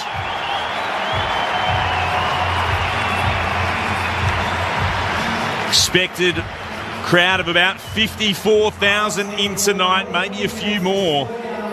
Every reason to be up and about with their performance from the Eagles, who, as I said before, had won 5 of their previous 50 games. The goal kickers for West Coast, Jake Waterman with 4, 2 to Reid, singles to Elliot Yeo, Noah Long and Jack Williams. Fremantle, some goal kickers in that term at least, all individuals. Sturt in his first game of the season, Luke Jackson and Tom Emmett the others. Half-time, 9-4-58 West Coast, 3-3-21 the Dockers. 13 minutes into the third term up at the Gabba, scores are level. Brisbane a 4-10-34, the Cats 5-4-34. We'll also run through some of your text messages in just a moment. 0437 774 774. What do the Eagles fans make of that? What are the Dockers fans thinking at the moment? Let us know. 0437 774 774. I do like this from Fiona, who's listening in while watching at the ground here at Perth Stadium. You can talk about Harley as much as you want, guys. He wasn't the superstar in that quarter, but goodness me, he does some nice things. Cara Antonio, All-Australian in the AFLW. Sharad Wellingham, Premiership Pie. Talk us through the first half of Derby 58 on ABC Sport. Well, we've harped on it, but at the moment it's just West Coast's pressure and willingness to get to the contest. They're just outworking Fremantle at the moment. I feel like Fremantle, if they need to, turn the tables, have got to drag them into the trenches and go stoppage, slow the game down. At the moment, the pace and ferocity of the game is fueling Eagles' intent because it's just enabling them to swarm and put pressure on and go from contest to contest. All the stats, I'm guessing, are going to be in Fremantle's favour in terms of stoppages and clearances and inside 50s and all the things that coaches look at and want it to be amazing, but there's no stat for mindset, and that's the bit that's getting West Coast across the line at the moment. Are they able to hold it for the rest of the game? I don't know, but who cares? They've shown a game. They've showed a brand of football that they can display. It's funny what the Derby and adrenaline can do, though, let's be honest. So it'll be an interesting second half, but you're right, Shaz. The stoppage work at the moment from West Coast has surprised me. I mean, they've kicked 3 goals, 1 from stoppage, which is outstanding considering they're getting smashed at clearance and getting smashed in the hit-out. So it's their ability to have better balance around stoppage and contest, and they're able to move the ball really quickly but with intent. They've come out the front of a stoppage a number of times, and Fremantle have been on the back foot, and it gives obviously the forwards of West Coast an ability to lead at the foot, and the Fremantle defenders are playing behind, and it's really hard to defend that way. So yeah, when you look at the stat line, pretty much Fremantle are winning in every stat, apart from probably the ones that we've spoken about. Contested possessions, West Coast are up, ground ball gets, tackles inside forward 50, I mentioned that quarter. And it's not just the smalls that are laying the tackles for West Coast. You've seen Waterman a number of times and been rewarded and able to go back and hit the scoreboard, but their marks inside 50s as well. It's the mid-connection for me for West Coast is much stronger and evident than Fremantle. Fremantle are still kicking long to contest, and we spoke pre-match. That just plays into the hands of the West Coast defenders and the interceptability of and the aerial game that they like to play back there. So they need to probably go back to the drawing board, go back to basics, win it at the source, be able to spread from contest, have better balance, and then that connection piece ahead. You can see the kicking efficiency, which is well down on all of their high possession getters. Caleb Sarong, 16 touches, 10 kicks, 50% kicking efficiency. Hayden Young, their prime time ball mover by foot, 57% kicking efficiency. Brayshaw, 14 disposals at 50% kicking efficiency off the back of pressure. Yeah, I was going to say, don't take anything away from West Coast. Like, it has been outstanding from West Coast and their ability to pressure from the midfield out. And so they're still getting their hands on the ball. Yeah. They're doing 90% of the thing that they came here to do, but the pressure, which is the thing that's set from, stuff between your ears, it's all mindset. And West Coast, maybe it's off the back of 2 games. They've got some confidence. It's like you said, it's the Derby, it's the adrenaline. They've come to play, and Fremantle maybe weren't ready for it. Thought that West Coast just beat an undermanned Richmond. We're going to take care of them. Not to be the case so far. Yeah, it's a staggering first half.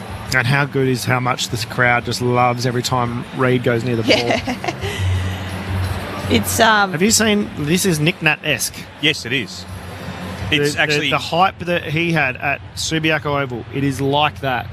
It's as close as I've come to experiencing that. Every time he goes anywhere near it, you can sense the crowd here. Incredible the difference that one player can make. I tell you what, he's getting found a little bit on defence, though.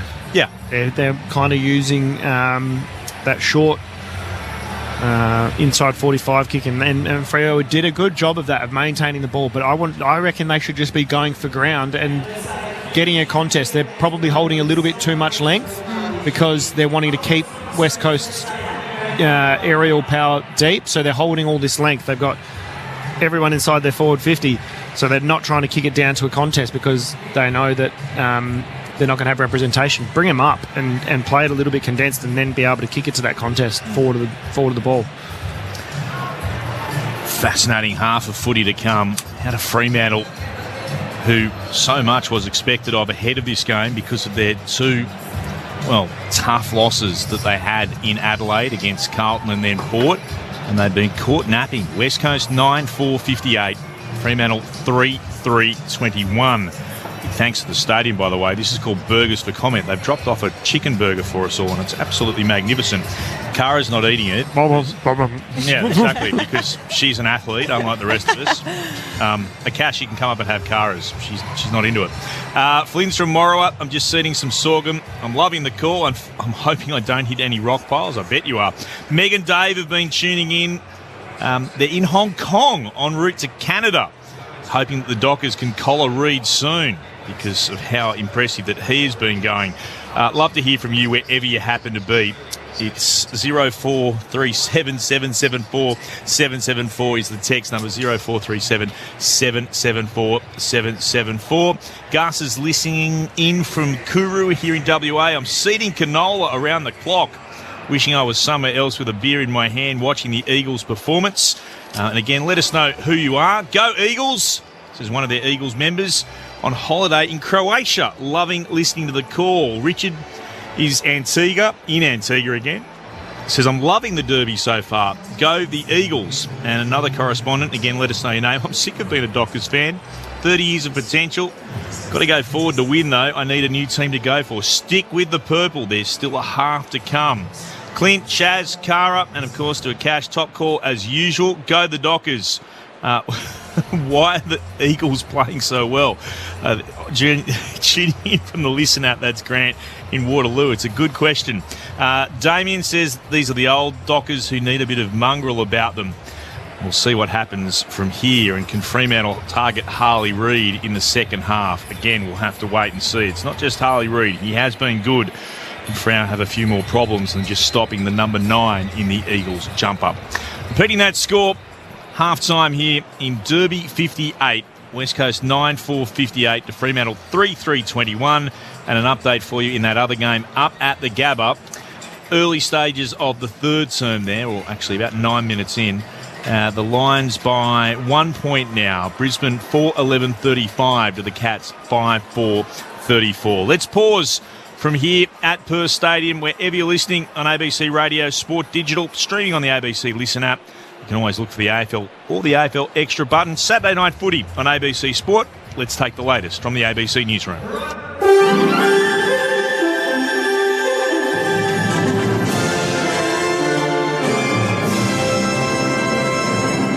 Hello, this is ABC News with David Rowlands. Brittany Higgins has welcomed last week's federal court ruling, which found that on the balance of probabilities, she had been raped by her former colleague Bruce Lehrmann. Elizabeth Byrne reports.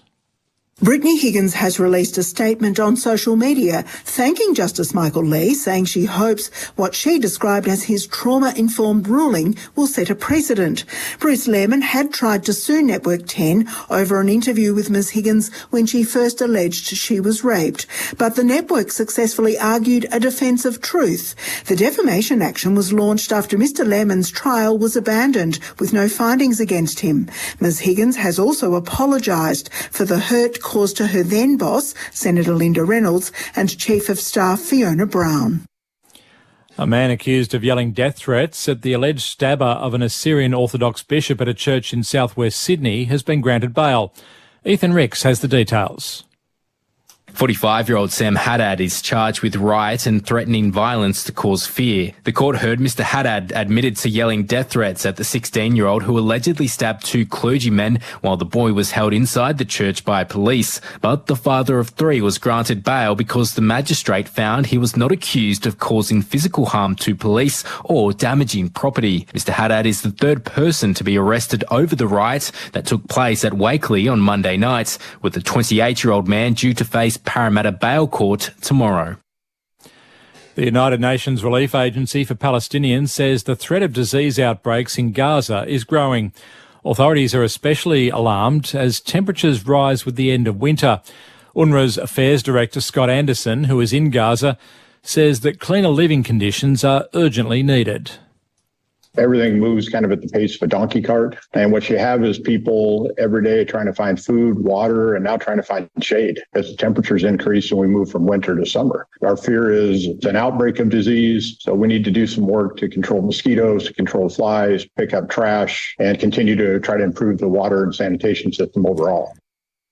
A crash between a car and a bus has left 1 man dead and several people being taken to hospital in the central west of New South Wales. Police say a man was fleeing an alleged domestic incident near Dubbo when they gave chase, but quickly abandoned the pursuit over safety concerns. The car allegedly crossed into oncoming traffic when it and a bus had a head-on collision. The driver of the car, a 32-year-old man, died at the scene. New South Wales Ambulance Inspector Dean Alchin says several bus passengers were taken to hospital with minor injuries. 8 patients in total being conveyed through to Dubbo Base Hospital, all with minor injuries, aged between 12 and 84 years of age. A bushfire burning near Port Hedland in Western Australia's north has been downgraded to advice level. The fire, which had been at emergency level earlier, is now contained but not controlled. There is no longer any threat to the community.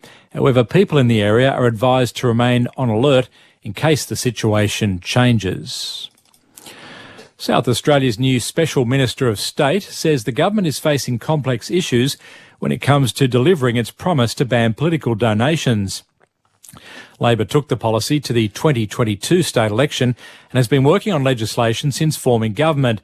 Carriage of the laws shifted as part of this week's cabinet reshuffle from Attorney-General Kyan Ma to freshly elevated Independent Minister Dean Cregan. Mr Cregan says a considerable amount of work has already been done crafting the reforms. We're determined to see through this particular initiative. It is difficult, ambitious and will be resisted by a lot of sectional interest groups and lobbyists. We will be, if we're able to achieve it, a jurisdiction right at the forefront of safeguarding democracy. The University of Tasmania is encouraging more people to engage with music by shining a light on its wide range of physical and mental benefits. With more, here's Meg Whitfield.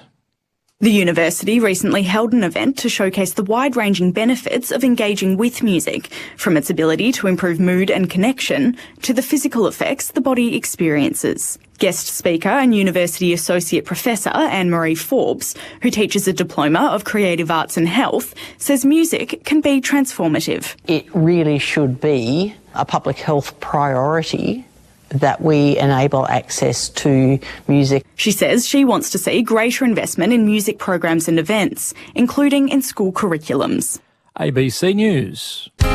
If you love country music, you'll love ABC Country. You got a fast car. It's Australia's home of country music. The music you grew up with. And you'll be the captain. All the latest country hits. I ain't proud of all the punches that I've thrown. And emerging artists. Because, baby, we've been apart. 24 hours commercial free. ABC Country. It's on your DAB Plus digital radio and the ABC Listen app. This is ABC Sports coverage of the 2024 AFL season. Every match on the ABC Listen app. Look for the AFL button. Harley Reid got a hand in off the kick out. Eagles able to turn it over, send it back inside 50. The umpire sees a free kick and Jack Williams will win it for West Coast. Inside the forward 50, Jack Williams. Just inside the 50. Kick is on the way. Looks pretty good. It's really good. The Eagles have got 5 in a row to start Derby 58. Noah Long has been able to mark it, and he'll be able to have a shot here around the corner from the left forward pocket. Long kicks it. It is all West Coast. It is all the Eagles. He kicked back inside forward 50. Big pack up. Waterman emerges with it. He'll throw it on the right. Moves! They kick 7 unanswered goal, West Coast. Have we woken up in Bizarro worlds? He's got 2 now. Able to give it to Hughes. Kick inside the forward 50 for Fremantle. Jackson can't take the mark. Spinning through Brayshaw. Able to find a teammate. Ends up with Jackson through hands.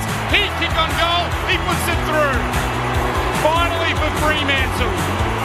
You can hear the boos from the Eagles fans. But the Dockers get their first of Derby 58. Able to get it to Marek. He's 65 from home. Wheels sees Water on the lead. And honours it truly. Waterman takes another mark out in front. He'll go back this time almost directly in front. He'll kick from just inside 50.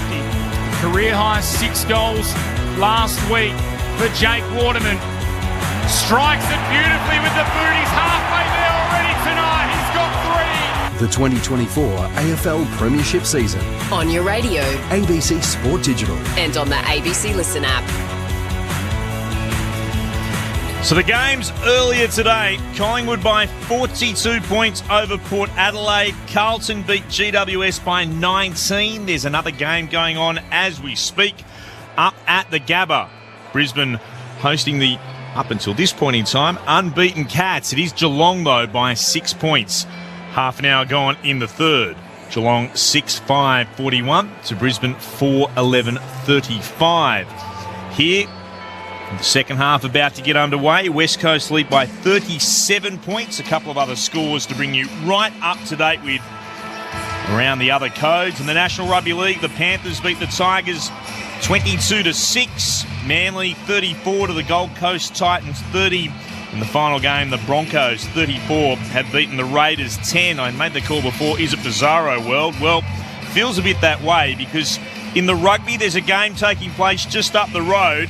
80 minutes gone, so it's almost done and dusted. The Force lead by 20 points over the Crusaders, 35-15. No one would have predicted that. Mitch Turner's got all the other numbers in front of him. The one that matters most, the Eagles by 37 with a half to come in Derby 58. Mitch. Some of the individual stats quickly for West Coast. Elliot Yeo, Ruben Jimby, both with 12 touches. McGovern and Cole with 10 each. The Dockers, Sarong leads the way with 16. Hayden Young has 14. So too Brayshaw, Clark 13, 5-12. Some quick team stats very quickly. 22 clearances the way of Freo, 14 for West Coast. Inside 50s, 25-19. Favouring West Coast. As the second half is about to get underway, Fremantle trail by 37 points. They'll require their biggest ever comeback from a half-time deficit, and it's not off to a great start. Harley Reid sharks the tap, handballs it to Yo, kick inside the forward 50. Clark punched it away. Young couldn't gather, then dives on top of the Eagles' opponent. Coming through in Noah Long, takes the tackle. It'll be a ball up just inside the forward 50. Umpire tosses it in the air. Darcy got the tap. Couldn't find a teammate. Young cleverly tapped it to himself. Handball over the top to 5. He ran into a couple of Eagles. Was able to get it back. Looping handball, though, was a turnover straight to West Coast. Yo gave it through hands. Ends up with Kelly. Steadies himself. Snaps around the body. Walker getting back on the last line of defence. Was able to parry it through goalkeeper style. Minor score to open the second half. West Coast 9-5-59. Fremantle 3-3-21. Almost 1 minute played here in the second half. The lead is 38 points to West Coast. Here's Ryan for the Dockers with a kick in. He'll go short to find Walker. Has it deep in the left back pocket. And kicks long beyond defensive 50 towards the commentary wing. 2-on-2 battle through the hands of Darcy and Tracy. Darcy goes to ground. He'll get up slowly as the ball ricochets towards Petrocelli for West Coast, who, under pressure, puts it out of bounds on the full. Dockers will have the ball at left half back. Johnson the closest to it. Petrocelli stands on the mark. Glances inboard here, Johnson. Kicks down the line of the commentary wing. Darcy front position through his hands. McGovern at the back. Took possession, kicked quickly down the line. Going back, Marek has been paid the mark. Had just enough of it. Diving backwards. He'll stand on right on halfway. We're told to move it on now. Sarong stands on the mark for Marek, who kicks inside the forward 50. Flying towards it, Darling. Couldn't mark, but brought it to ground. Fife was there. Got it to Johnson. Got away from one tackle. Tackled by Yo. Dangerous hand pass back inboard. Scooped up, though, by Draper. Looked to knock it forward to Aish. Under pressure from Long. Bailey Williams gathers. Darcy tackles him to ground. We'll have a ball up. Just inside forward 50 for West Coast. They still lead 9-5 to 3-3. 2 and a bit gone in the third. Ball tossed up at half forward. Darcy took it out of the ruck, was tackled. Eventually got the ball out. Sharp with some space. Able to run and take a bounce outside defensive 50. Takes a second, now a third and a fourth.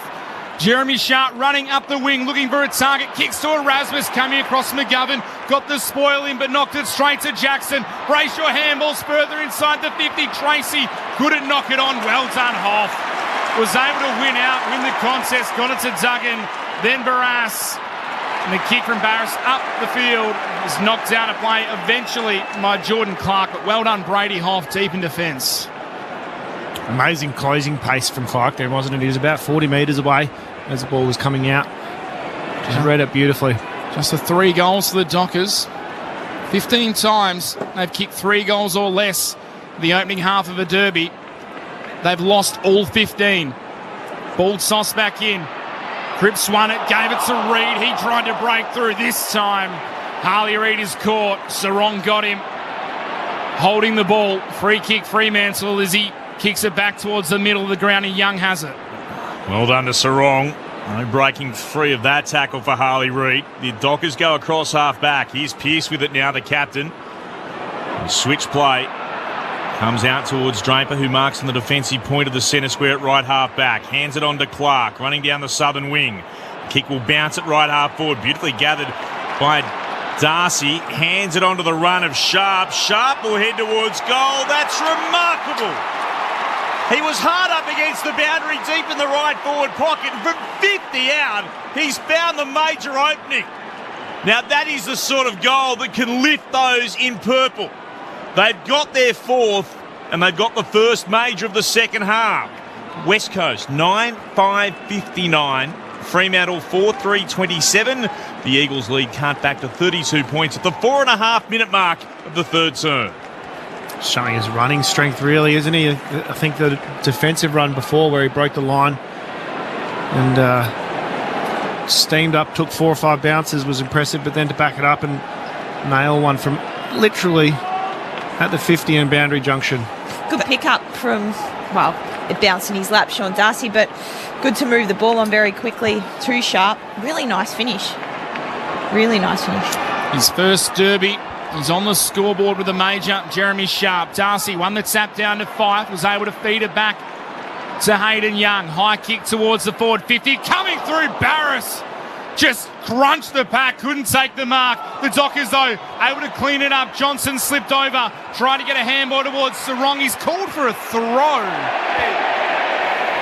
As Darcy buries Cold at turf, it'll come all the way back to Jimby. The umpire called Johnson for a throw. Not happy with it, but it is a free kick. He's called to play on. Jimby almost didn't hear it. Walters was bearing down. He was able to quickly get the kick out. The umpire's called play on again. I'm not sure what's going on. There was no mark paid. It went about 30 metres.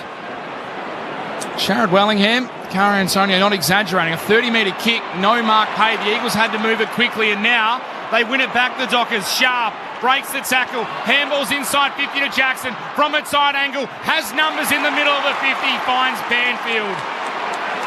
And the Eagles fans with a bit of jeering, and on this occasion, I do not blame them because they got rushed a bit. If it was play on, and he was also out of bounds. Yeah, correct, and he was backing back and moving sideways, so not too sure on that one. Great closing speed and read from Tracy on that far wing there, able to turn the ball over, and a nice look inside from Jackson to lower the eyes to Banfield.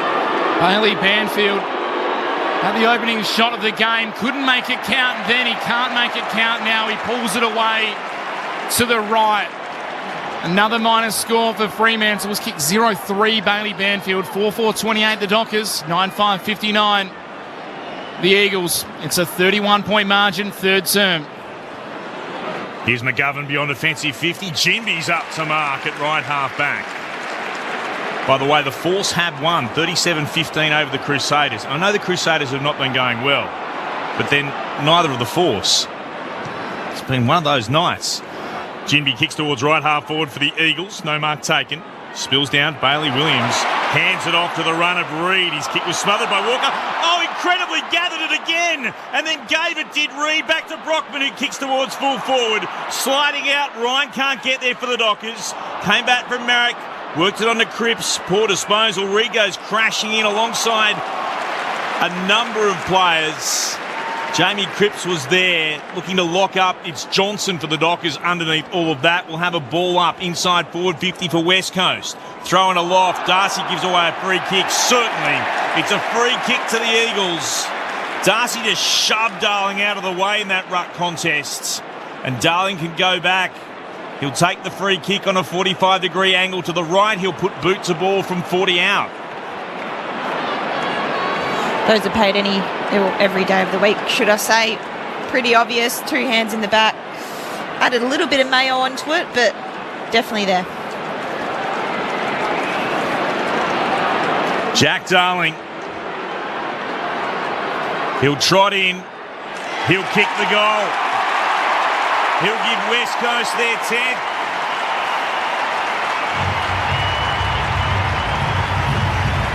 Goal 513 for him.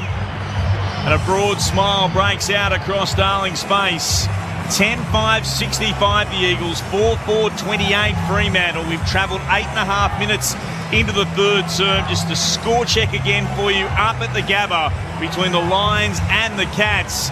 Early stages, opening 70 seconds or so of the final term. The Cats lead by 7 points over Brisbane, 6-6-42 to 4-11-35. Darling now one shy of Peter Sumic's record of 514 goals. He can move to equal second with one more major in the list of Eagles goal kickers. What an achievement, with still, plenty of football ahead of him still.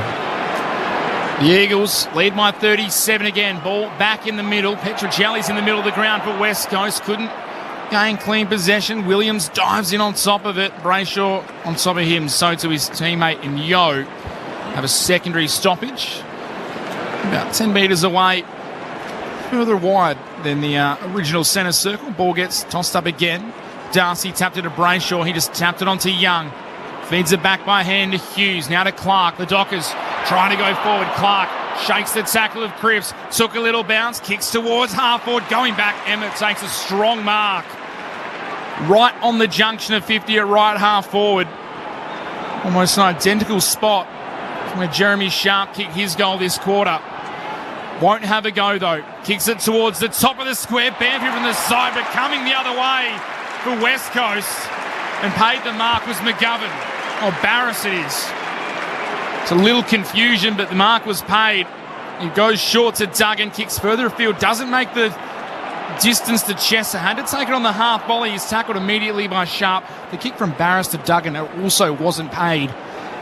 The umpire's red hot on the ball travelling 15 metres in this quarter. It's like they needed to go 30 metres. A second or third that hasn't been paid for West Coast. Ball comes back in the stoppage. Williams just throws it forward and the umpire says it's exactly what you did. So Sean Darcy will win the free kick at right half forward for Fremantle. Same spot as where Emmett set it up before. Darcy will do the same. Kicks it in the path of Jackson. Flies over the top. Can't mark. Spills down to 5. Stood up in the tackle. Handballed it to Emmett. He shakes the tackle. Now Brayshaw's taken. Got it back to 5. Ball knocked away by McGovern. West Coast defenders diving in. Duggan wins the ball. He's taken to ground. He's able to get it out. Cole's handball. Too wide of Ginby. And now there's a bit going on. Players are coming in from everywhere. And the Derby feeling is reaching fever pitch now. West Coast have the lead. And the jumpers are being pushed, shoved, pulled apart. Ray Chamberlain in there, holding the ball, trying to calm things down. He's having a chat to Bailey Banfield. A free kick has been paid in amongst it all. Well, it was prior to the scuffle. He had called holding the ball and then it was on for Young and Old. You see the replay. I think it's a throw in the initial, is it? It's holding the ball here. has it not a high tackle from 5? And to be fair, not enough prior opportunity. Banfield ends up as the recipient of the free kick, and the set shot is wide again. He's got 0-4 tonight, Bailey Banfield. The Eagles fans cheer. There's still plenty of push and shove. 4-5-29 the Dockers, 10-5-65 West Coast. 36-point margin as the ball goes out of play, but a free kick is given from the resumption at right half back for the Eagles. Oh, let Banfield know all about it. Put your teeth back in, Clint. Goodness me. Knocking him over after he missed another one. 4 behinds now for him. Petruccelli from right half back. Kicks towards right half forward. Darling front position. Jackson got a touch on it. Spilled down though to Long. Picked it up for the Eagles to Marrick from right half forward. Lovely kick inside forward. 50 Cripps. Outmarks Clark. Did well too. Was going to mark on his chest, but had to protect the ball as it came towards him. Just turned the body slightly to make sure that Clark wouldn't be able to knock it away. I always think of Wayne Carey taking a chest mark with that one. Slightly different physique and height. And you know how he used to just launch and protect them? Absolutely. Jamie Cripps, we're right behind the kick. He's got West Coast's 11th. The Eagles have not won back-to-back games since round 19 of 2021. That's over 1,000 days ago. For those who like these sorts of stats, 1,007 precisely. I like it. But goodness me, it would take something now from Fremantle to stop that happening. West Coast 11-5-71. The Dockers are 4-5-29. Cripps puts his name on the list of goal kickers, and it's an Eagles avalanche at Perth Stadium in Derby 58. It's their 8th mark inside forward 50, the Eagles, and you can tell the difference in the two sides. They're making the most of their opportunities. There's much better connection going inside forward 50, and they're hitting the scoreboard when they need to. Marrick again, or Marrick, I should say, with that inside 50. He's got a couple of really nice deliveries. Marrick's right. Marrick. First time. Nailed it. Well, I could second guess myself. Ball back in the middle. Jackson won the tap for Fremantle. Kelly sharked it, gave it to Yo. He ducked under the 5 tackle. And after all the chaos, the ball was kicked forward, intercepted by Cole. He kicks up the wing. Hunt, brilliant mark from behind. Hit the ground, put the Jets on, kicks it towards Darling. Can't mark. Can he get it out the back? No. Pearce is there. A terrific follow-up from the Eagles forward. Petruccelli tackles him. Ball goes out of bounds. Throw in deep inside West Coast attacking 50. They look like they're both sides. Fremantle are behind, but they look like they're enjoying the contest still. It's a great game. Ball spun back in. Jackson opposed to Darling. Darling had front position. Got it down to Yo. Snap around the body out of the pack. Was a wobbler. It was away to the left. A minus score for Elliot Yo. The Eagles 11-6-72. Fremantle 4-5-29. The margin is 43 points, 15 and a half played. Third quarter Saturday night footy here on ABC Sport. So here's Ryan with the kicking duties. Goes up the corridor.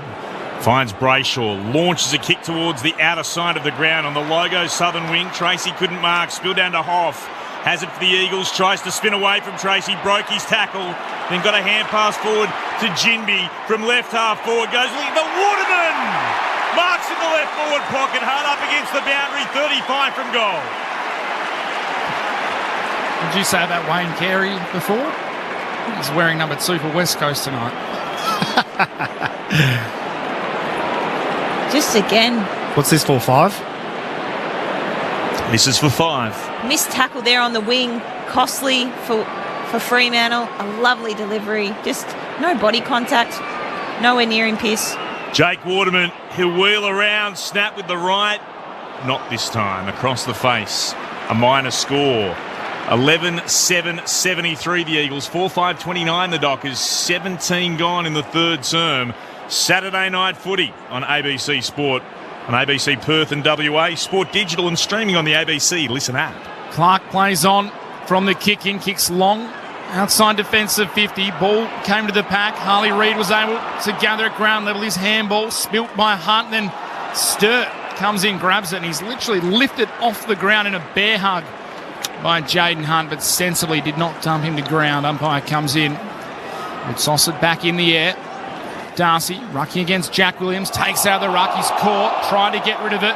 Got it straight to Reed, stood up in the tackle, handballed it to Kelly. He tapped it onto Yo, back to Reed, kick inside the forward 50, looking for Waterman, can't mark. Pearce fell to ground, has it on hands and knees, able to get it to Hughes. Out to Clark, the Dockers for the time being move it beyond defensive 50, but the Eagles have the numbers on the wing. Barris wins it, gives it to Hoff, retreats back to Rotham, and the Eagles go all the way back to their own defensive 50. McGovern takes the mark. They just seem unfazed. Just will not panic tonight, West Coast, as McGovern goes wide back to Rotham. Quite comfortable with a 44-point lead. Fremantle will have to produce something special as the kick goes up the line and Williams takes the mark. On Marek this time it is. Takes a strong mark. It'll be their biggest ever comeback, Fremantle, not just in a derby, but in a game of football, full stop. Marek sends it towards half forward. Big pack forms. Clark flew at the back, punched it down. Came off hands to Sarong. His handball missed Erasmus. The Eagles turn it over. Darling gives it to Kelly. Kelly caught in a tackle. The umpire went to blow the whistle for holding the ball and then decided to call play on. Kelly missed it. It'll be a ball up inside the forward 50. The umpire puts it up into the air. Darcy had the tap down to Johnson. It opens up for him. He'll put it out to Tracy, who marks between right half back and centre wing. Freo needs something very quickly to have any chance in this game. Game that they were expected to win. The kick is towards right half forward. Barris is up! Tom Barris, great mark. He was second in a line of four. Read it beautifully. Strong hands. He drags down the footy and then flares it out towards Rotham, who marks hard up against the boundary at left half back. He'll send it all the way back to Cole at full back. And then to Waterman, who's done a power of work. Now to come right back into his defensive 50 in the right back pocket. He marks and plays on. That's a good kick. Cripps was leading out towards the boundary. He plays on again to Brockman. Beautiful play from West Coast. Brockman runs towards right half forward. He puts it towards right full forward. Petrocelli. That's as good as you could see from West Coast. They moved it all the way around from left half back. Hit their targets. Players ran hard. And it's resulted in Petrocelli having a shot deep in the right forward pocket from about 35 outs. 3 absolutely centimetre perfect kicks by West Coast there, and the teammate ahead of the ball working their absolute legs off to get to the right position. Here's Petrocelli coming in and missing. The build-up deserved the major. Not to be. Minor score, 11-8-74, 4-5-29. That's the Dockers. Eagles in control. Time on third term. Kick in goes to Pearce. Quickly moves it further afield to Emmett. His kick, though, looking for Sturt. Chopped off by Barris. And he'll retreat back to Cole. On the text line, Matty P from Morawa. Clint says, currently seeding soybeans on the edge of my seat. I seated over a road. I'm distracted by the Eagles as the kick from Kelly goes wide, looking at Tom Cole over his head, bounces out of bounds. I saw that. That's why I laughed a moment ago. Can you imagine? Seated over the road. It's okay. It's all in for good reason if you're an Eagles fan, because you'd be enjoying this at the moment. The lead is 45 points. Ball spun back in on the wing. Went over the head of both Williams and Darcy. Cripps trying to take possession. Couldn't the first time. Did so the second. Spun in the tackle. Gave it back to Tim Kelly. Kicked towards half forward. Cutting across his Pearce. Took the mark. Sold some candy. Wants it to play on quickly. Threw handball in the middle of the ground. Gave it to Aish. Then Fife. Back to Pearce. Little up and under kicks. No good. Goes straight back to Tim Kelly. The Eagles win possession again. Kelly's kick finds Chesser. It's punched out the last second by Johnson. Handball's in front of Walters. Had a fumble. Then slipped over. Then couldn't get the ball back. Almost missed his hand. Gave it straight to Hoff. He gave it to Duggan. And then to Marek on the mark. It was a nightmare moment for Michael Walters, who's had a pretty average night. by his standards in Derby number 20. And Chesser has the ball on the wing for West Coast. The roar for the West Coast supporters is something to listen to. Chesser puts it high and long towards right half forward. Bailey Williams goes up and the mark's been paid. He has launched tonight. Took a stunner early on. Decides to play on by hand to Witherden. From right half forward, centres the kick. Big fly, Reid! He came from the side and drags in a beauty. Harley's revving up the fans this evening. Just listen to the crowd here at Perth Stadium.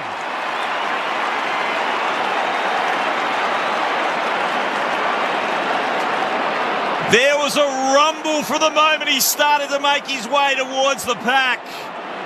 And they rose as he did. The number one draft pick with 2 goals, looking for his third. He flexes the muscles, just like the Eagles are doing against their arch rival. Derby 58 at the moment belongs to West Coast. Harley Reid's got 3. West Coast lead is 51 points. 12-8-80 to Fremantle's 4-5-29. Goodness me. Wherever you're listening on ABC Radio, Sport Digital and on the ABC Listen app, we weren't expecting this on Saturday night footy.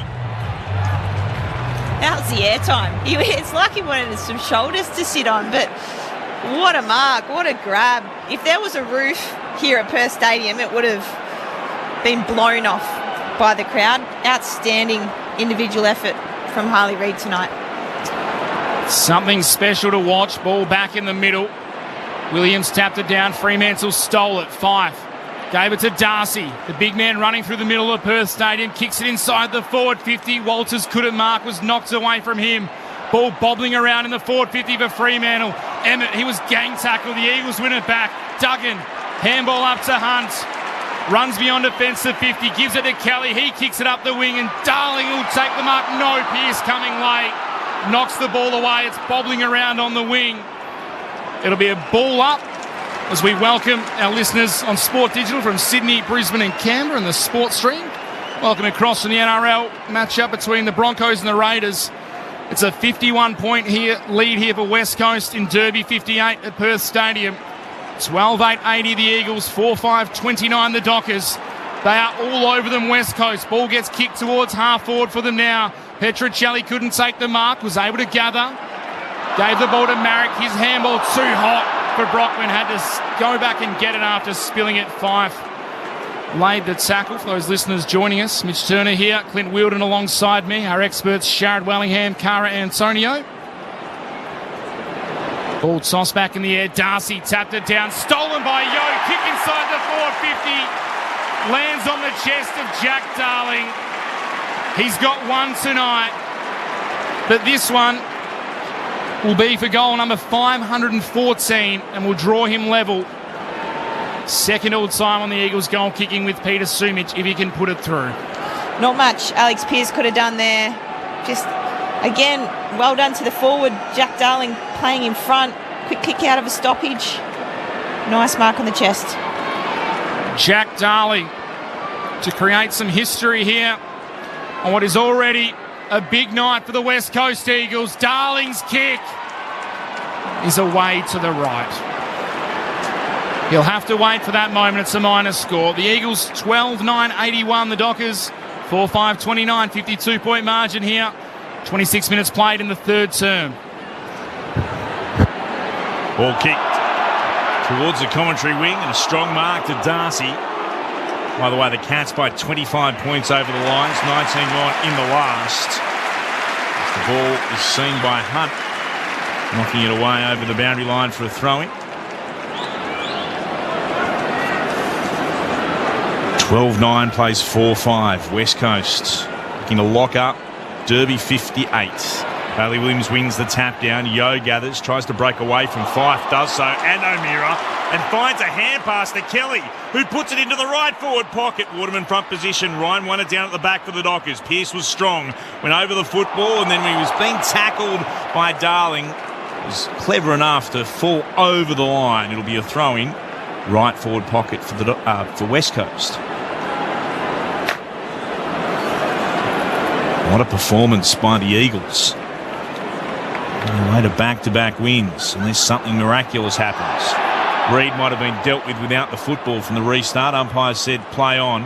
Came to Kelly, back to Yo. From right half forward, kicks towards full forward. Bounces off the shoulder of Pearce. It's there for Chesser. Broke one tackle. From the goal scare. Puts it through for another. It's party time for the Eagles.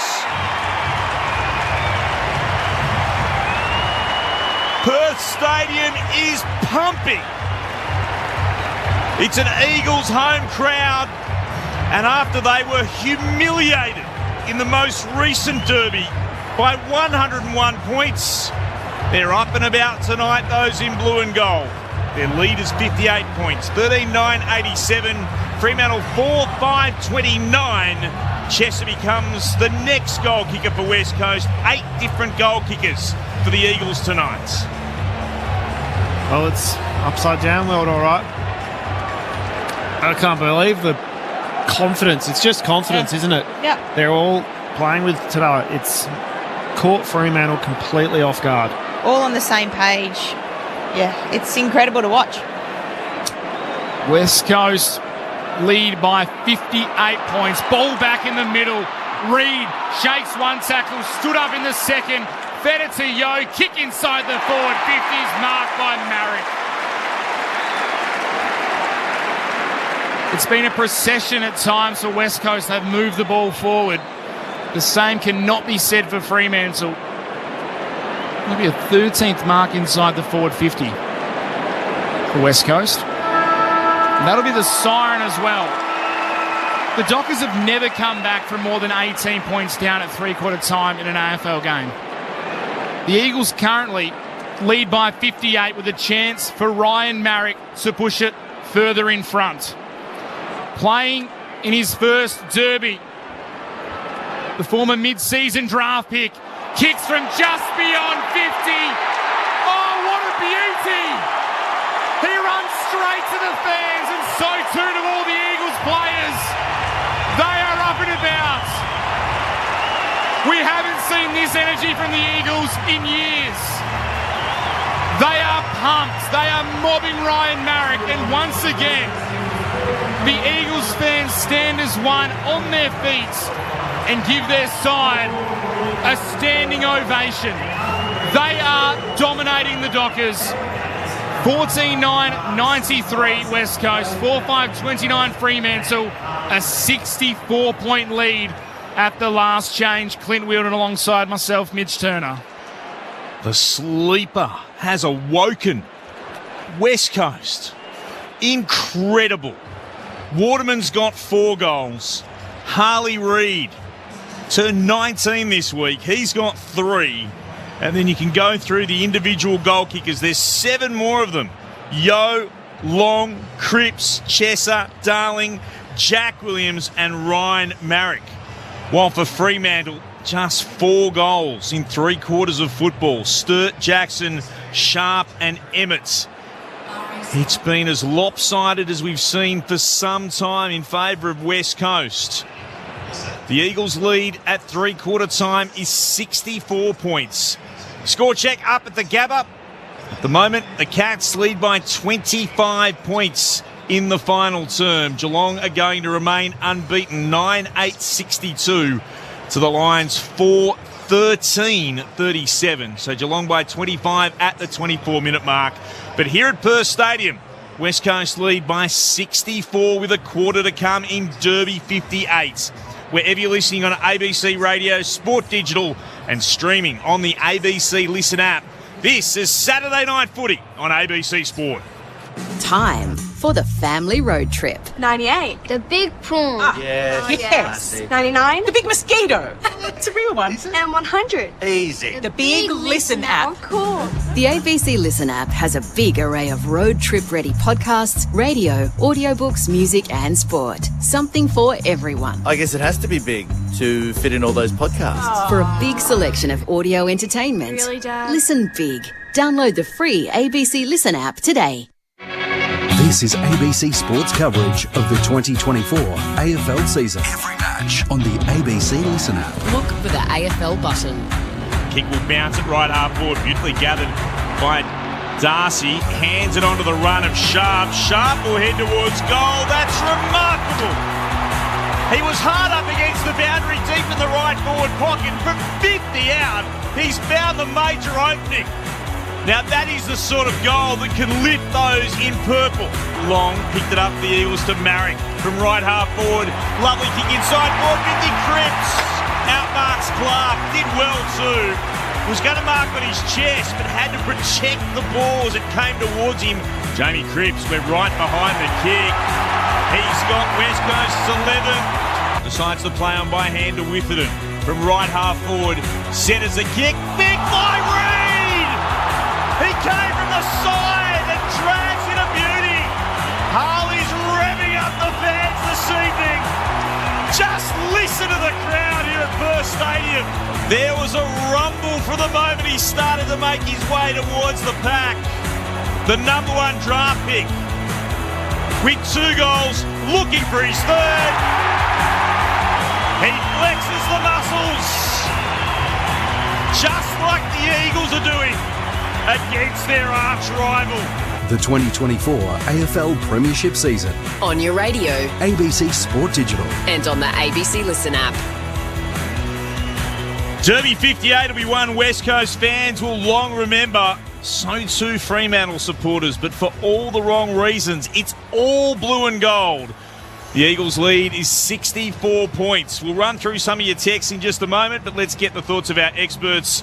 All-Australian Cara Antonio, Premiership player Sharad Wellingham on ABC Sport. Well, we saw glimpses of the first couple of minutes, Fremantle coming out to play, but then West Coast went down the other end and kicked a number of nice goals. And you look at the score sources, I mean, they've scored 6 goals, 4 from stoppage and 7 goals, 5 from turnover for the game. And that's there for me, the turnover, the pressure, what they've been able to bring for 3 quarters so far has been absolutely outstanding. And we've spoken about it, Shaz, it's a mindset. It's obviously been a clear directive throughout the week, but it has paid dividends. Yeah. Well, I'm gobsmacked. I'm absolutely stunned at this performance. I mean, I did pick them, but, you know, I didn't think that they'd be this far ahead. Did you pick them in the paper, though? No. Justin Langer is the only person in the West Australian who picked them, and he has to because he's on the board. The Shaz did it twice on air today, so I'll give him that. But God, it's so wrong. 10 points. 10 points. Oh, I know. What do you know? Nowhere near it. I'm not saying the lid's off, but there's a crack in the lid. I tipped a 67-point margin. I'm just saying. Just the wrong way. Yeah, if the lid's not off, it's bubbling over. You can feel that around the ground. Couple of numbers. What does this do for like the group? Like you've seen over the last couple of years how hard it was for them to go out there every week. You just hold that thought until the post game. Mitch? For the Eagles, individuals, Yo with 20, 19 for Kelly, Harley Reid 16 to go. There's 3 goals for Fremantle. Fife has 20. Sarong and Brayshaw with 19 apiece as we get ready to go in the 4th quarter. Final term of Derby 58. Jackson against Williams, both had a touch. It spilled down for the Eagles, and Kelly gets the first clearance. Kicks inside forward 50, bounced in front of Long, couldn't control it. O'Meara gathers, got a hand pass under pressure. Away to Clark, wobbles a kick beyond defensive 50. It'll bounce over the boundary line before Brayshaw could do anything about it, to be thrown back in. Right half forward for West Coast. Couple on the text message line saying have a couple of finals potential contenders been found out tonight in Brisbane and Fremantle. Jackson meantime wins it down. Reid just bumps over Banfield. He got the ball clear. I'll get the free kick, and they want the advantage here, Freo, and they turn it over. Yo able to mop up at right half back. Hand pass to McGovern. Got a hand pass away before he was tackled by Sarong. Reed scoops it up, tackled by Young over the boundary line. Just forward of the wing for Freo. So that was a perfect tackle where he had the momentum, Young, but didn't dump Reed. Perfectly executed. We'll see a bit more of that bump on Banfield as well from Reed. Throwing in again. Bailey Williams got it down to Kelly. Hurried kick for the Eagles towards right half forward. Beats 4 players, runs straight by them. They all have to turn. Waterman tries to get to it first. Clark did well, worked him off the football. Hand pass to no one in particular. Pearce has to shepherd to allow O'Meara to pick it up. Taken then by Draper, back to Pearce. His hand pass stolen. Darling got it, gave it to Petruccelli. Hard up against the boundary, 50 out, kick towards the top of the goal square. No mark taken. Jack Williams dropped it. Walker was able to pick it up for Fremantle. Gave it in turn to Ryan for the Dockers and then to Aish. They'll work it by hand to Johnson. He'll kick beyond defensive 50, but touched by Jinby on the way through to Brayshaw. Fell to Brayshaw in the end. He got it to Young in the middle of the ground. Good kick. Has a man open in Erasmus. All on his own. He's got a target inside the forward 50. Just had to get the kick there.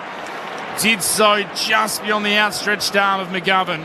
And Tracy takes the mark. Low down. Will go back. Slight angle. Kick from about 35 metres out. It's happened a couple of times, hasn't it, Carl, where they've been able to get it through the corridor, and it's when they've looked most damaging going inside forward 50.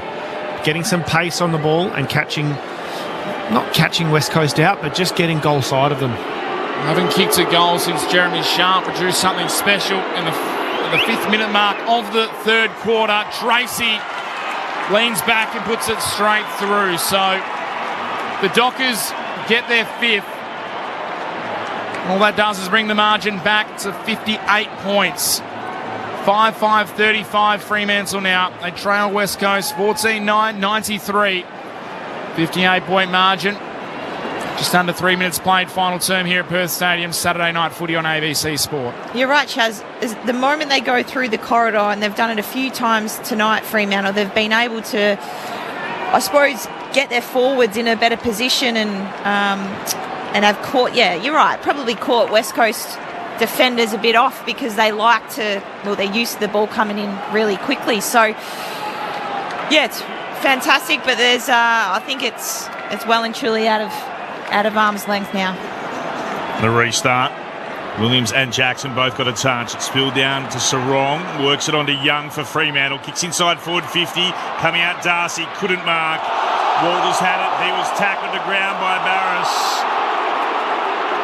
It's going to be a free kick against Barras here, who then gets involved in a little bit of push and shove. Erasmus involved with that. Walters will get the free kick. Still it goes on. More push and shove.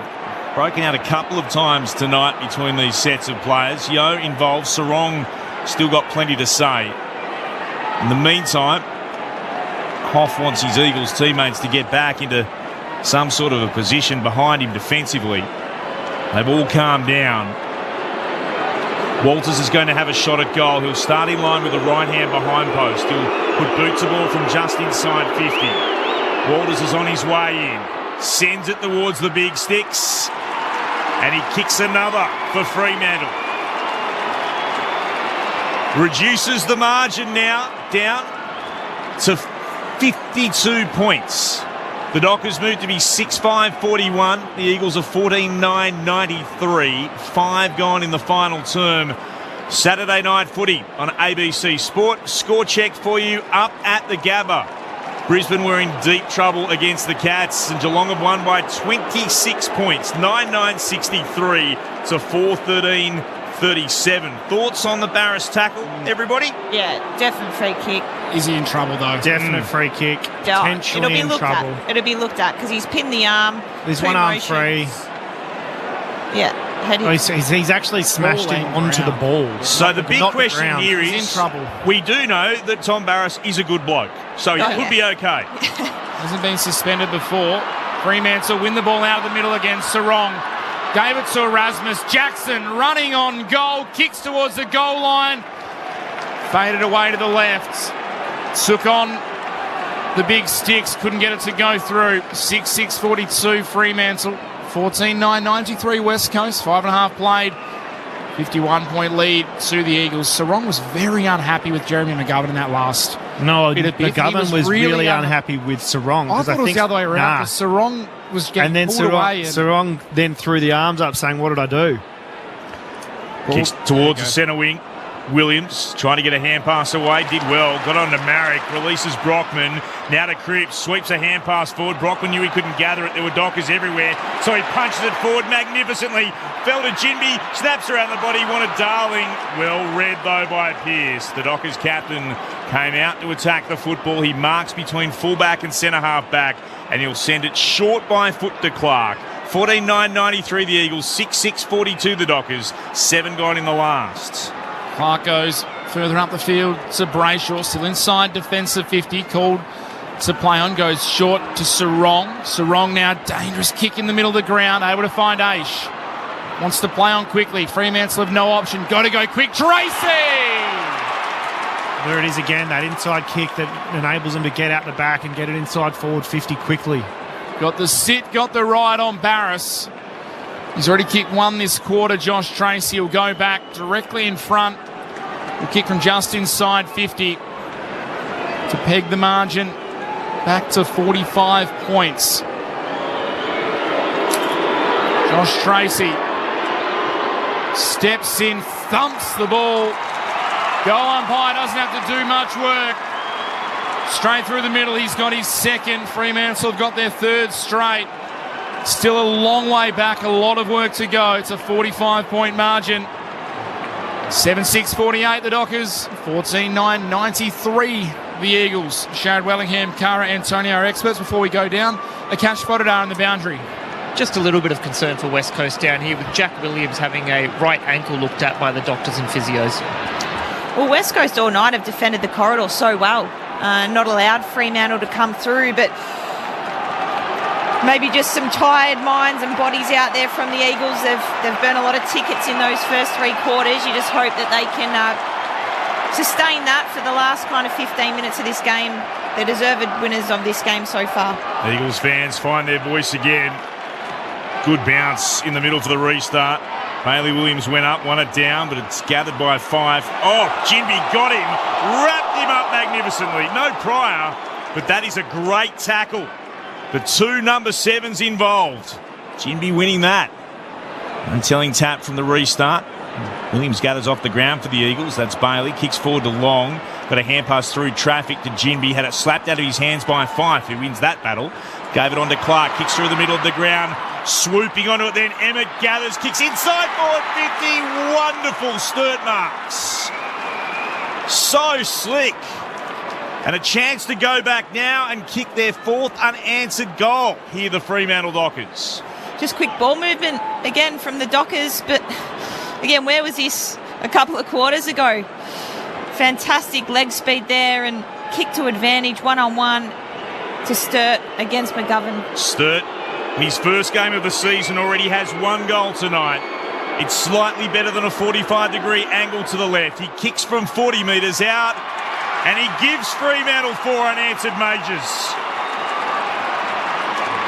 Perhaps there's life in the purple yet. 9.5 gone in the last. 14-9-93 West Coast. The Dockers move to 8-6-54. The Eagles lead is now back to 39 points. And you can sense, despite the fact it's 39 points, there's just a little bit of nervousness in those in blue and gold. Bit of hush, isn't there, around the stadium? Telling me there's a chance. Sharad Wellingham's left the commentary box too. He's nervous. He's that nervous. Are the Eagles maybe just a little bit confident of getting too far ahead of it, Cara, now? Well, they need to go back to how they started. Pressure. They need to amp up the pressure, put the pressure back onto Fremantle, lock the ball down, create more stoppage, get the game back on their terms. It would be an almighty miracle for Fremantle. 64 points down at 3/4 time. The margin now just 39. Cash Fodadar quickly downstairs. West Coast are about to make their sub Dom Sheed to come into the game for Campbell Chesser. Eagles win the clearance from the stoppage. Williams kicked it out towards the wing. Walker overran it for Fremantle. Marek went back and got it. He's driven into the turf by O'Meara. Dispossessed. Now Petruccelli on hands and knees fighting. Couldn't win it, but Yo went, extracted the football, gave it to Jimby, kick towards Darley, he lets it go so Waterman can take it on the chest. He's got 4 already. He'll go back for number 5, and whether they need it or not, a steadier for West Coast. I would say they need it. I think that momentum is so massive these days that nothing is insurmountable. As we see Dom Sheed into the game for the first time this year. It's an applause. It was Jake Waterman. We are right behind the kick, and the kick is magnificent. He's got 5. Jake Waterman is announcing himself as a real forward in this competition. 6 last week, 5 this week. The Eagles, after not breaking 100 for 25 straight games, are on the precipice again. 59-99. The Dockers 8-6-54 lead back to 45 points. Cara Antonio, Sharad Wellingham. Great maturity to take that mark, go back 50 metres, 45, 50 metres out, put it through the middle. Yo again with the look-away handball, and Gimby with... That was a nice... Bullet kick, wasn't it? One step lace-out kick to advantage, and... Really happy for Dommy Sheed to be back out there. Enormous player for this side when he's going well. West Coast lead back to 45 points. Jackson won the tap, but emerging with it, Petruccelli lost his footing. Good hand pass though to Duggan. Gave it to Yo. Spears the pass towards Brockman. And he marks 55 from goal. Darling desperate for it in the left forward pocket. It'll go that way now in the direction of Waterman. Hughes leapt up into the air, punched it away for Fremantle, and Sharp has tackled over the boundary line for a throw-in. Second time Brockman just hasn't quite been able to look to that left side. 54,473. That is a staggering crowd for a team that has won 5 of their past 50 in West Coast, even if it is a derby. One down by Jackson, came out to Hughes, worked it onto O'Meara, went beyond defensive 50 with the kick. Tracy couldn't mark. Brockman was there at the drop, gave it to Witherden, kicks the Eagles to full forward. Marrick flew, couldn't gather. Here's Darling, was he taken high as he lost his footing? Umpires said no, they'll ball it up right in front of goal and 40 out. The Eagles heading to the left of our broadcast position, the Farmer Freeway end of Perth Stadium. In this, the final term, their lead is 45 points over the Dockers. Darling does the ruck work, tapped it down to Cripps, roved it well, was pushed as he kicked. The left foot snap goes wide into the pocket. Luke Ryan is just set upon by Marrick, taken over the line, and he lets his frustration out, the Dockers defender. As we await confirmation on who is off the field. We had that yet. The sub, Dom Sheed is out there. Chesser. Campbell Chesser. Ball spun back in. Darling got to the front. Tapped down though, roved by Fife for the Dockers. Kicks it up the wing. Sturt got a hand in there. McGovern came across to knock it down. Banfield unable to take possession, just socketed into the path of Witherden. He couldn't get it clean either, nor to Sheed. Players diving in everywhere in the middle of the ground. Eventually, an Eagle in the form of Cole laid on top of it, and it's a ball up. So, ball back in the middle of the ground to reset. Jack Williams against Luke Jackson. Ball comes down. Fife dispossessed, diving back in on top of it again. This time is Ruben Jinby. Another ball up, same position on the ground. 45-point lead to the Eagles. Yo, another clearance. Kicks it inside the forward 50. Ryan's in well to knock it away from Marrick. Got it down to Clark. His handball finds Walker. Kicks it up the wing looking for Banfield. Wrestling with Witherden. Witherden does well, then overruns it. Oh, so too does Brayshaw. Goes back to Witherden. Kicks it inside the forward 50. Clark goes back with courage. Takes the mark, and it's a free kick. Oh, he was being absolutely monstered off the ball then really early, Darling. Just didn't let him have an opportunity to run the contest. Was held behind the contest by Ethan Hughes as he tried to protect Clark coming back. It's a free kick to Darling. You say again, he's on 513 career goals. He's had a couple cracks at equaling Peter Sumich. This one a little further out. He kicks from the pace of 50. Jack Darling kicks himself into the Eagles history books. He salutes the crowd. 514 goals. He moves up to number 2 on the Eagles all-time goal-kicking list. He draws level with Peter Sumich. He gets his second of the night. And the Eagles push the lead back out to 51 points. And all the Eagles players come from every part of the ground to recognise the achievement. It's been a tough couple of years for Jack Darling, but what a career it's been. He's obviously struggled with form so far this year. They've stuck with him. He's got the runs on the board throughout his career, but over the last 3 weeks, we've seen more intent and more purpose in the way he's played.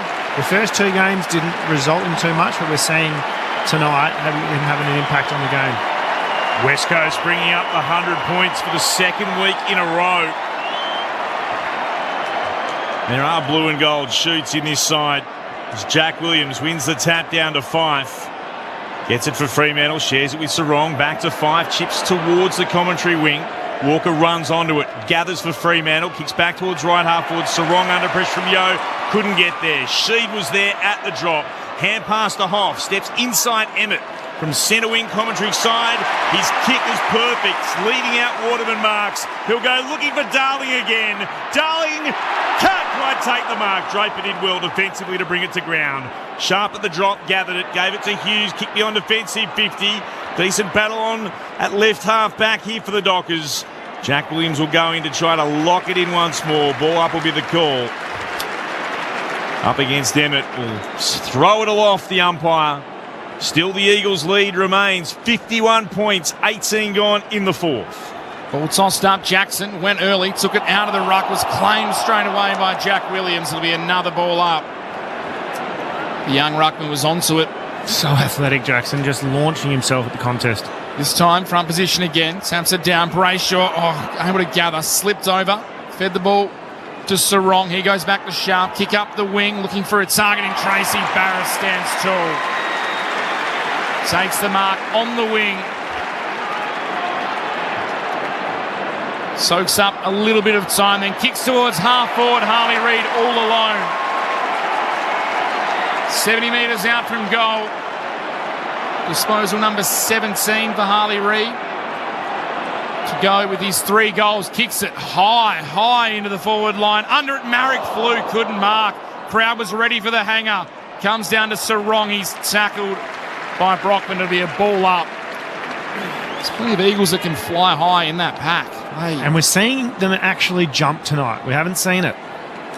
Ball tossed up, Jackson tapped it down, sharked by Yo. His handball missed Sheed. Able to get it back though, Yo. Handballs to Reid and he misses the target. A free kick has been spotted for a holding decision. It'll go the way of Thomas Emmett. He'll win the ball back deep in defence. It's 19 minutes played, fourth term. West Coast, a 51-point lead in front of 54,473 fans. You can never accuse the Eagles fans of not turning up. They do it week in, week out, and tonight they're being rewarded. Fremantle work the ball across their defensive 50. They get in the hands of their captain in Pearce. Chips further afield to Hughes. Now goes beyond defensive 50 to the far side of the ground. Emmett's able to move the ball on to Sharp. His first derby will be a loss. Chips it further afield to Josh Tracy. He's kicked a couple of goals tonight, but hasn't been a massive difference. He kicks it inside the forward 50 and Johnson takes a great contested mark in front. And he'll go back, have a shot at goal 40 metres out directly in front. Had the haircut this week by the looks of it. Johnson was on extra time earlier this week on Monday night with Clinton Sharrod. Made his debut in a derby. That was a win. This is a different story tonight. Comes in for the set shot, kicks it very nicely off the boot. Is able to put it through the middle He gets his first goal. He gets Fremantle's 9th. 9-6-60. They trail the Eagles 16-9, 105-45 point margin. The cash voted downstairs. Yeah, Ryan Marrick came to the bench very proppy in the hands of the trainers, I think, from that big leap in the marking contest in the forward line. Did it look like a cork or something maybe in the contest? Or potentially... He tried to man the mark pretty vigorously, that Pearce. So it could have just been a knock. It's also cross for Marrick. It's late in the game. He's been sub a lot, Ryan Marrick, so he hasn't played a lot of full four quarters. Sore ribs probably still. On the bounce, Bailey Williams punched it down. It went to Brayshaw, tried to get a hand pass away to Tracy. The Eagles steal it away again. Kelly, lovely hand pass to Reid. Arches the back, gets told where to go from Brockman. That's right up the corridor in the direction of Darling, who couldn't mark. Draper did well again. Darling picks it up off the ground, got a hand pass away to Cripps, couldn't take possession, so looked to slap it forward. Hughes is back there for the Dockers. Hand pass to Pearson, his defensive goal square, moves it short to O'Meara, just far enough to be a mark at right full back. Kicks the Dockers beyond defensive 50. Sheed front position against Banfield. She got a touch, so Banfield couldn't claim the mark. Has to backtrack, not sure where to go. Hand passes where the 50's painted on the ground defensively for Freo to Johnson. Kicks towards the commentary wing. Going up was Barras. Won it down, but Walters was at the drop for the Dockers. Kick towards centre half forward. Emmett run down by Hunts.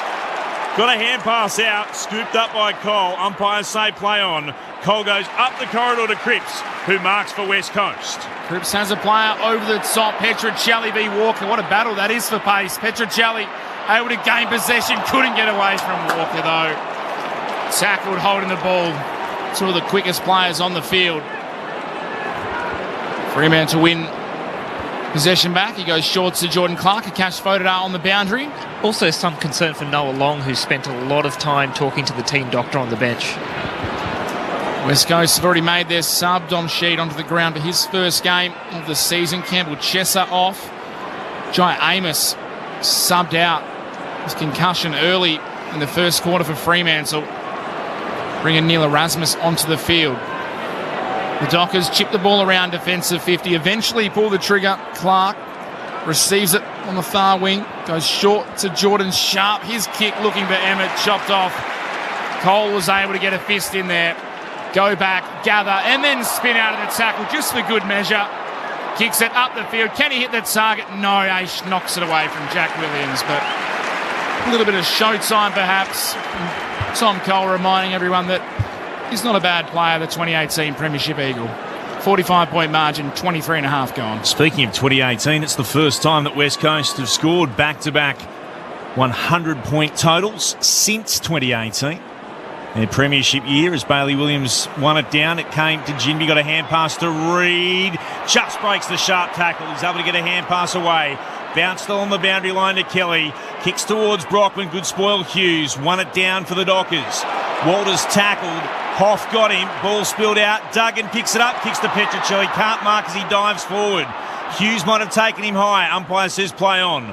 Walker mops it up for Fremantle. Kicks into the right back pocket where O'Meara marks. And he kicks beyond defensive 50 to find Banfield. Banfield for the Dockers, into the middle of the ground. This is better from them. It comes to Sarong. Spears a pass long and deep inside forward 50. Front position, Rotham won it down for the Eagles. Cole tackled by Emmett, lost possession, holding the ball. Emmett will get the free kick. Starting in line with the right hand behind post, he'll put boot to ball from about 47 metres out. It's just about the margin. He pops one over the top. Oh, it's been dropped. The mark spilled by Brayshaw. He was on his own at right full forward. And the Eagles fans, they let him know all about it. The ball tumbling across the line to be thrown back in right next to the right hand behind post. 25 gone in the last. The Eagles by 45. Darcy, front position from the restart. Tapped it down to Hunt. Couldn't gain possession, nor could Kelly. Now he goes back in. The Eagles midfielder. As we welcome our listeners who have joined us from Victoria, Tasmania, SANC, and the AFL stream from Brisbane and Geelong. West Coast are going to win Derby 58. Incredible as that sounds, the Eagles chant rings around Perth Stadium. They're up by 45 points at the 25-minute mark of the last. Darcy smashes it out of the ruck. Duggan knocked it down to Williams, gave it back to Duggan. Kick beyond defensive 50 is off hands. Out of bounds, and for a second week in a row, the Eagles chant is going up around Perth Stadium. And Cash Fodedar on the boundary. Yeah, Noah Long actually has an ice pack on his stomach or left hip area, so his night is definitely over. 8 touches and a goal for Noah Long tonight.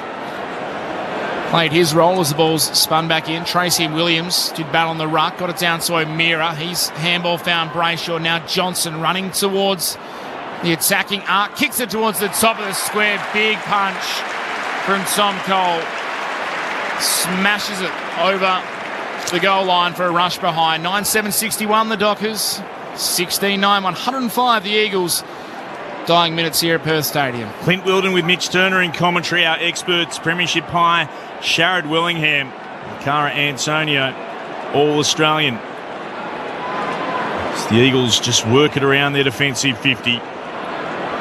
It's come back to McGovern, who stands at full back. His goal square just behind him. He'll kick towards Jinby. Going up 5!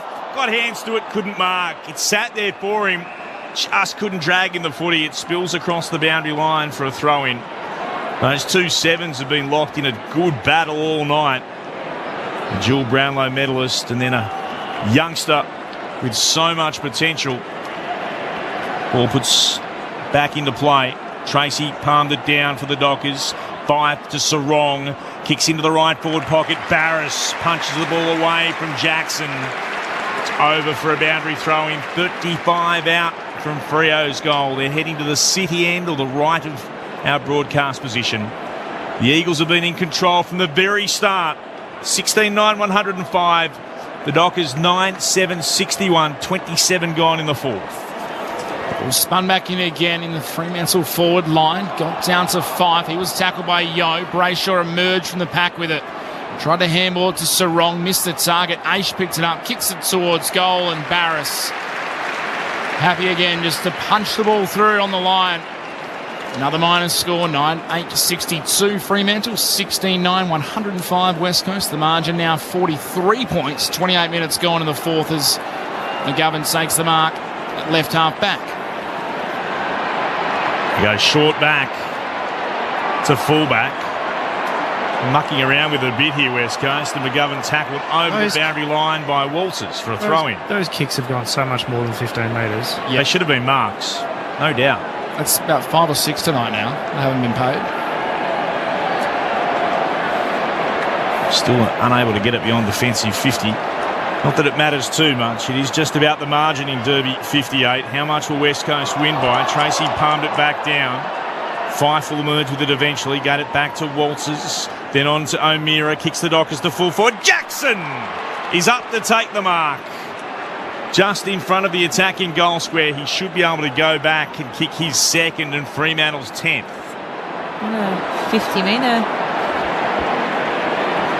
He's given it and then just casually pops it through for the Dockers. Luke Jackson with 2. He did get the 50-metre penalty. Tom Cole, the player who infringed. 10-8-68 Fremantle, 16-9, 105 the West Coast Eagles. 29 minutes gone in the last. The Eagles lead is back to 37 points in front of 54,473, the sixth biggest crowd in a derby, which again, considering what West Coast has been through in recent times, is ridiculous. They are so loyal, the Eagles fans. Round 22 last year, 51,000 turned up to see them lose by 101 points. What a turnaround it has been. What a 2 or 3 week period for Eagles fans after it's been so much pain in the past few seasons. They've had something to smile about. And the energy's been palpable around town and around the stadium tonight. Ball knocked down from the contest. Tracy extracted it, gave it to Sarong. His kick doesn't travel too far. High up and under. hits the ground without being touched. Hunt able to get it for West Coast. Ball tapped forward, handballed by Sarong. Williams on it to West Coast, gives it to Sheed. His kick out to the wing. Good kick in front of Cripps. Takes the mark, running back. Had Hoff running past, decided not to use him. Goes inboard to Duggan. Back to Cripps. The Eagles now looking very happy to soak up the final seconds on the clock. And the fans know it's coming. They can't see the countdown clock, but they know the win is very close. West Coast are going to condemn Fremantle to a third straight defeat. Eagles fans, many of them standing, don't say this game isn't worth more than the 4 points. Absolutely it is. The kick from West Coast towards left half forward, spilled down for the Dockers. After dozing for 2.5 seasons, the behemoth stirs. West Coast with a win of seismic proportions. They claimed Derby 58, ending a run of 5 Fremantle wins. West Coast victorious by 37 points. Our fortress built, we crossed the nation, our colours share the West Coast sky, our will to win will never die. We're Eagles, the West Coast Eagles, and we're here to show you why. We're the big birds, kings of the big game. We're the Eagles, we're flying high. We stick together through thick and thin. We grow as champions from within. Our club knows it's more than winning.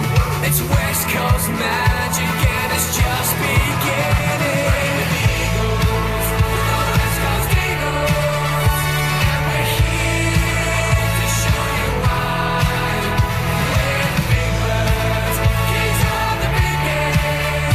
We're the Eagles, we're flying high. We're the Eagles, we're flying high.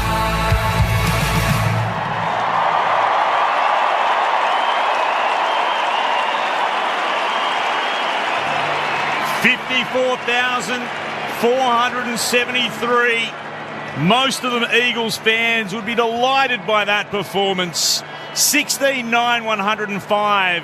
Fremantle 10-8-68. The Eagles with back-to-back wins for the first time in 1,007 days. They put 100 points on the scoreboard for the first time in back-to-back games since their premiership year of 2018. Harley Reid continues to stun us all. Turning 19 this week, he celebrated his birthday with 3 goals. And Jake Waterman continues to grow. 5 goals this week after 6 last week. The Eagles were immense. They dominated right from the start. They kicked the opening 7 goals. They led by 22 points at quarter time, by 37 at half time, by 64 at three-quarter time. And while Fremantle staged some sort of a fight back, the game was gone. The Eagles hanging on to win by 37. As I said, Waterman with 5, Reid with 3, Darling with 2 to draw alongside Peter Sumich on 514 goals, second most in Eagles club history. Singles to Marrick, to Jack Williams, to Campbell Chesser, to Cripps, to Long and to Yeo. While for Fremantle, 2 goals to Tracy, 2 to Jackson, 2 to Sturt. And singles to Walters, to Sharp, to Emmett and to Johnson. It is a win that no one outside of the Eagles boardroom, with respect to Justin Langer and late on to Sharad Wellingham, expected. But what a moment. Who would have thought it? West Coast, they've thumped Fremantle. 16th has beaten 7th in one of the great Derby upsets. No, check that. In one of the upsets of this season. We'll head downstairs in just a moment and find out from the official presentations who has picked up the Glendenning Allen medal. In the meantime, let's quickly get the first initial thoughts from Cara Antonio and from Sharad Wellingham on ABC Sport. Yeah, extremely impressed and stunned. I don't even think Fremantle did that much wrong. They just got outdone in the hunt.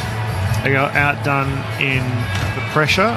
I'm not sure what the pressure gauge or whatever they have to measure that on, but I can guarantee you that West Coast Eagles' pressure gauge was a lot higher than Fremantle's, and it was from the get-go. It was pretty manic. It was ferocious. The contested possession count did go West Coast way, so that entire it went their way 132 to 108, so fairly comfortably in the end. Yeah, and they rolled with every bit of momentum that they gained. I think that they got a little bit not ahead of themselves, but they took their foot off the pedal obviously after three-quarter time, and Fremantle really made the scoreline a lot more attractive than the game probably presented before three-quarter time. Just exciting, aren't they? It's a young group that has some experience as well. Let's head out into the middle. Your on-ground MC, Carl Langford. Western Derby number 58. And thank you to the RAC for their wonderful support of this game of footy. There's been a magnificent rivalry between these two clubs. And we first will award the Glendenning Allen Medal to the player voted best on ground. First, Mitchell Woodcock from the West. 1 vote, Jake Waterman. 2 votes, Harley Reid. 3 votes, Elliot Yeo.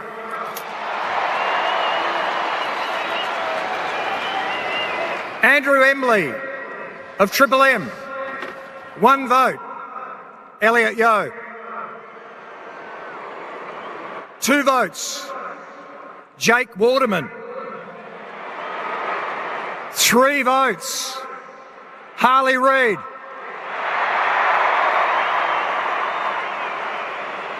And last but not least, David Mundy of 6PR.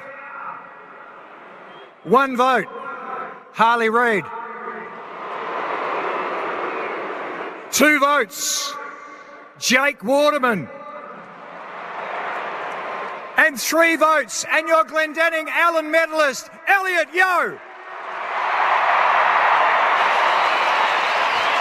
A second Glendenning Allen medal to Elliot Yeo. He claimed the round 20 Derby in 2018. He goes across to accept the medal. 26 disposals, 16 kicks, 10 hand passes, 11 contested possessions.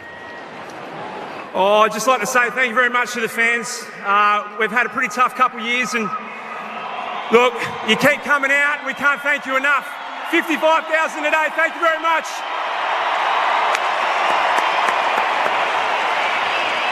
We love you very much, and we've got the best supporters in the world, so thank you to Freo. You guys have had a tough couple of weeks, and you're playing really well, so wish you all the best for the year. I'm sure you'll be up there. And to our boys, well done, lads. Keep going. Let's build from here. Okay. Ladies and gentlemen, boys and girls, we have a couple of very special people. We heard earlier the statistics. They have performed over 10,000 rescues, have the RAC Rescue Helicopter Team. Today we've got Craig Bowman and Garth Fitzgerald to present the RAC Derby Trophy to winning captain and coach, of course, of the West Coast Eagles, Adam Simpson and Liam Duggan. The Eagles winning their first Derby since May 2021, and they come across to receive the Derby Trophy. Ending a run of 5 straight wins from the Fremantle Dockers. It's their 33rd Derby win. The official photographs taken, another enormous cheer. And I would say conservatively, still 20,000 in the ground. Firstly, thank you to RAC, all the work you do for the state. We really appreciate it. And thank you for being here tonight too. Freo, like you always said, a couple of tough weeks. Great contest again and all the best for the rest of the year. To our fans, thank you for sticking with us.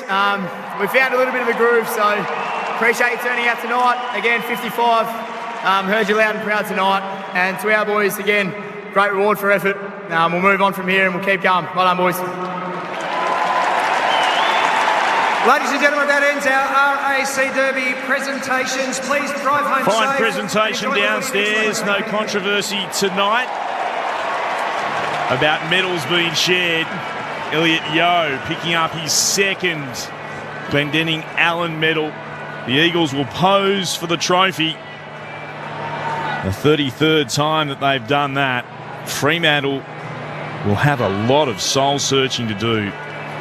2 losses against 2 very good football clubs. They went oh so close to pinching both. They could have come into this game been 5-0. Instead, they've now lost 3 in a row. They're 3-3, batting at 500 after 6 games.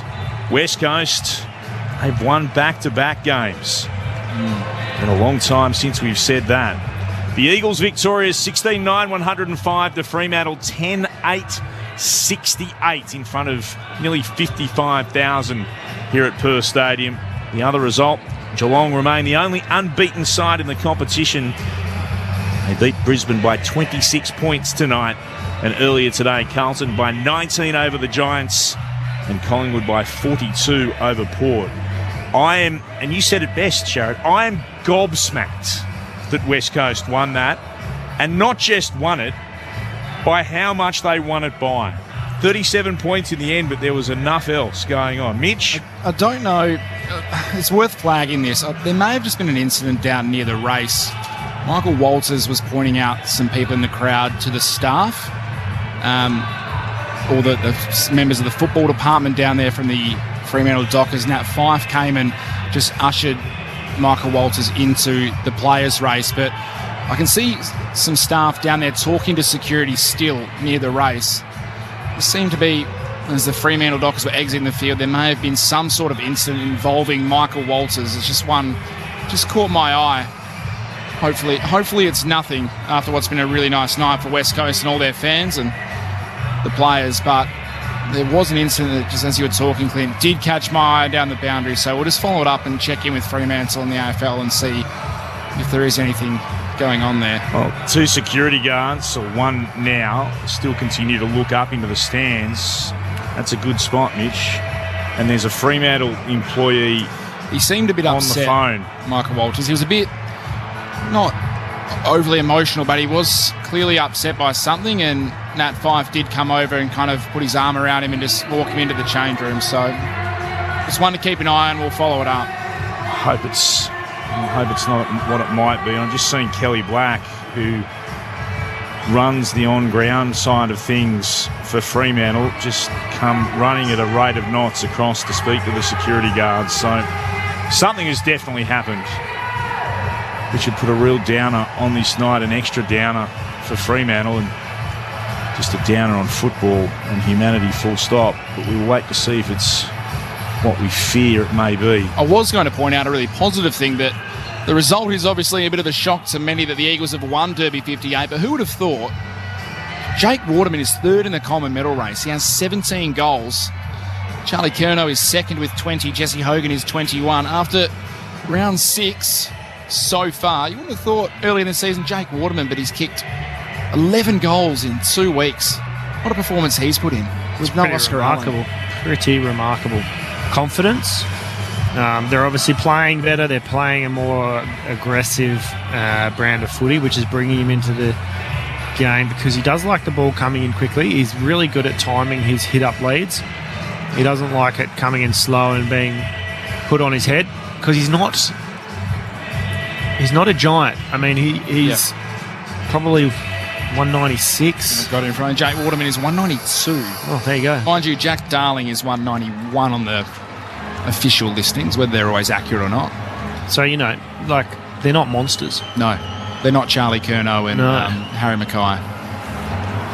But doing a terrific job. Doing a great job. 11 goals and votes in the Glendinning Allen Medal tonight as well, which is won by Elliot Yeo. So we'll keep you updated with that situation we brought to your attention earlier as we go, but there's head into the room soon for West Coast celebrations. Still a number of security guards and Fremantle and now a West Coast staff member that have headed across just to have a chat about what's happened then. Michael Walters, of course, been unhappy as he left the ground. Harley Reid's high-fiving everyone that he possibly can. What a difference one player can make to the confidence of a team. He came in with none of the scars of the last couple of years that West Coast have had to endure. He looks like he just he embraces the contact. He just... watching him do a little dance downstairs. There's no other way to describe what that was. That was a shimmy and a shake. Jig, yeah, it was. We'll join a Cash down in the rooms in just a moment. Still plenty of Eagles fans have hung around just to applaud their players down into the race. The Eagles, they've won Derby 58 and they've won it in style. Victorious by 37 points, 16-9-105 to Fremantle 10-8-68 in front of a crowd of almost 55,000 people. Elliot Yeo with 26. As they're making their way down the race, the players who weren't out on the field tonight were belting them as they came through, and Noah Long's got a nice big ice pack. Just what he needs. Let's go down to a Cash photo, Dara. Cash.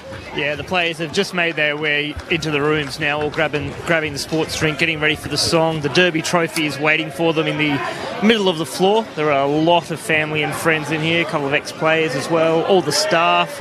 I've seen the chairman, I've seen the CEO, Nick Natnui hanging around the back as well, as they just all circle around the Derby trophy now, and I expect this one to be sung with plenty of gusto.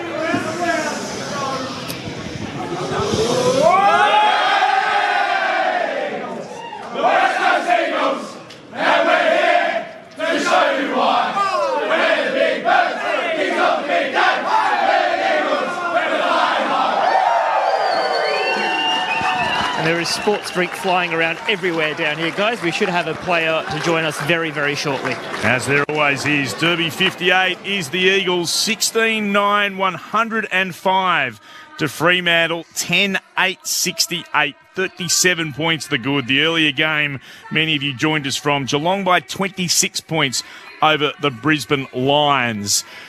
Wherever you're listening on ABC Radio, Sport Digital and streaming on the ABC Listen app, the post-match to come, we'd love to hear from you. 0437 774 774. This is Saturday Night Footy on ABC Sport. Hi, this is Corbin Middlemass. And I'm Ben Cameron. Join us every Monday and Thursday on ABC Sport Digital for Corbin and Ben. We'll flesh out the key footy issues of the week and tell you what's hot news and what's not news. Plus, we'll call in our friends Carlton 300 gamer Mark Murphy and Richmond champ Brett Delidio. That's Corbin and Ben, Mondays and Thursdays on ABC Sport Digital, streaming on the ABC Listen app. And available in the Best of ABC Sport folder in the podcast store. This is ABC Sports coverage of the 2024 AFL Premiership season. On ABC Radio, ABC Sport Digital, and take us with you on the ABC Listen app. Look for the AFL button.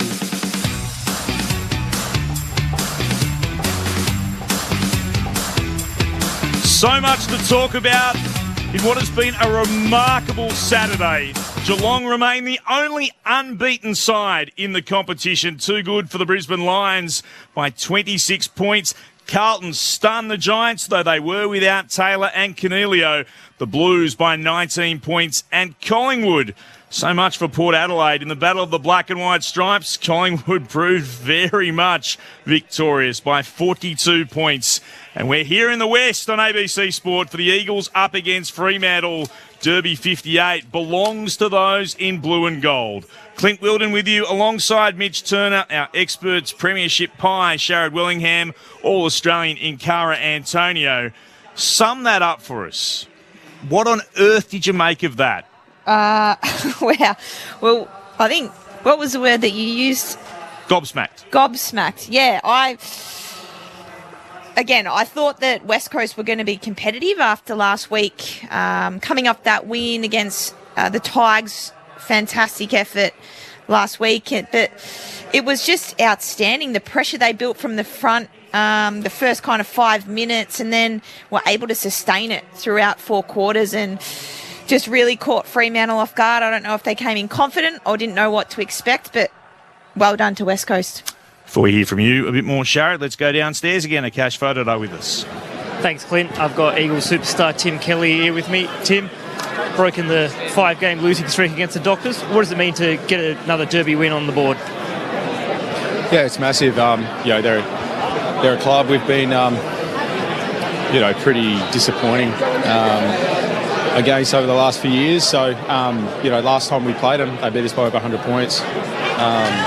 Or thereabouts, I can't quite remember, but it was absolutely embarrassing. So for us, to take the bit of momentum that we gained over the last couple of weeks, in particular last week, it's massive.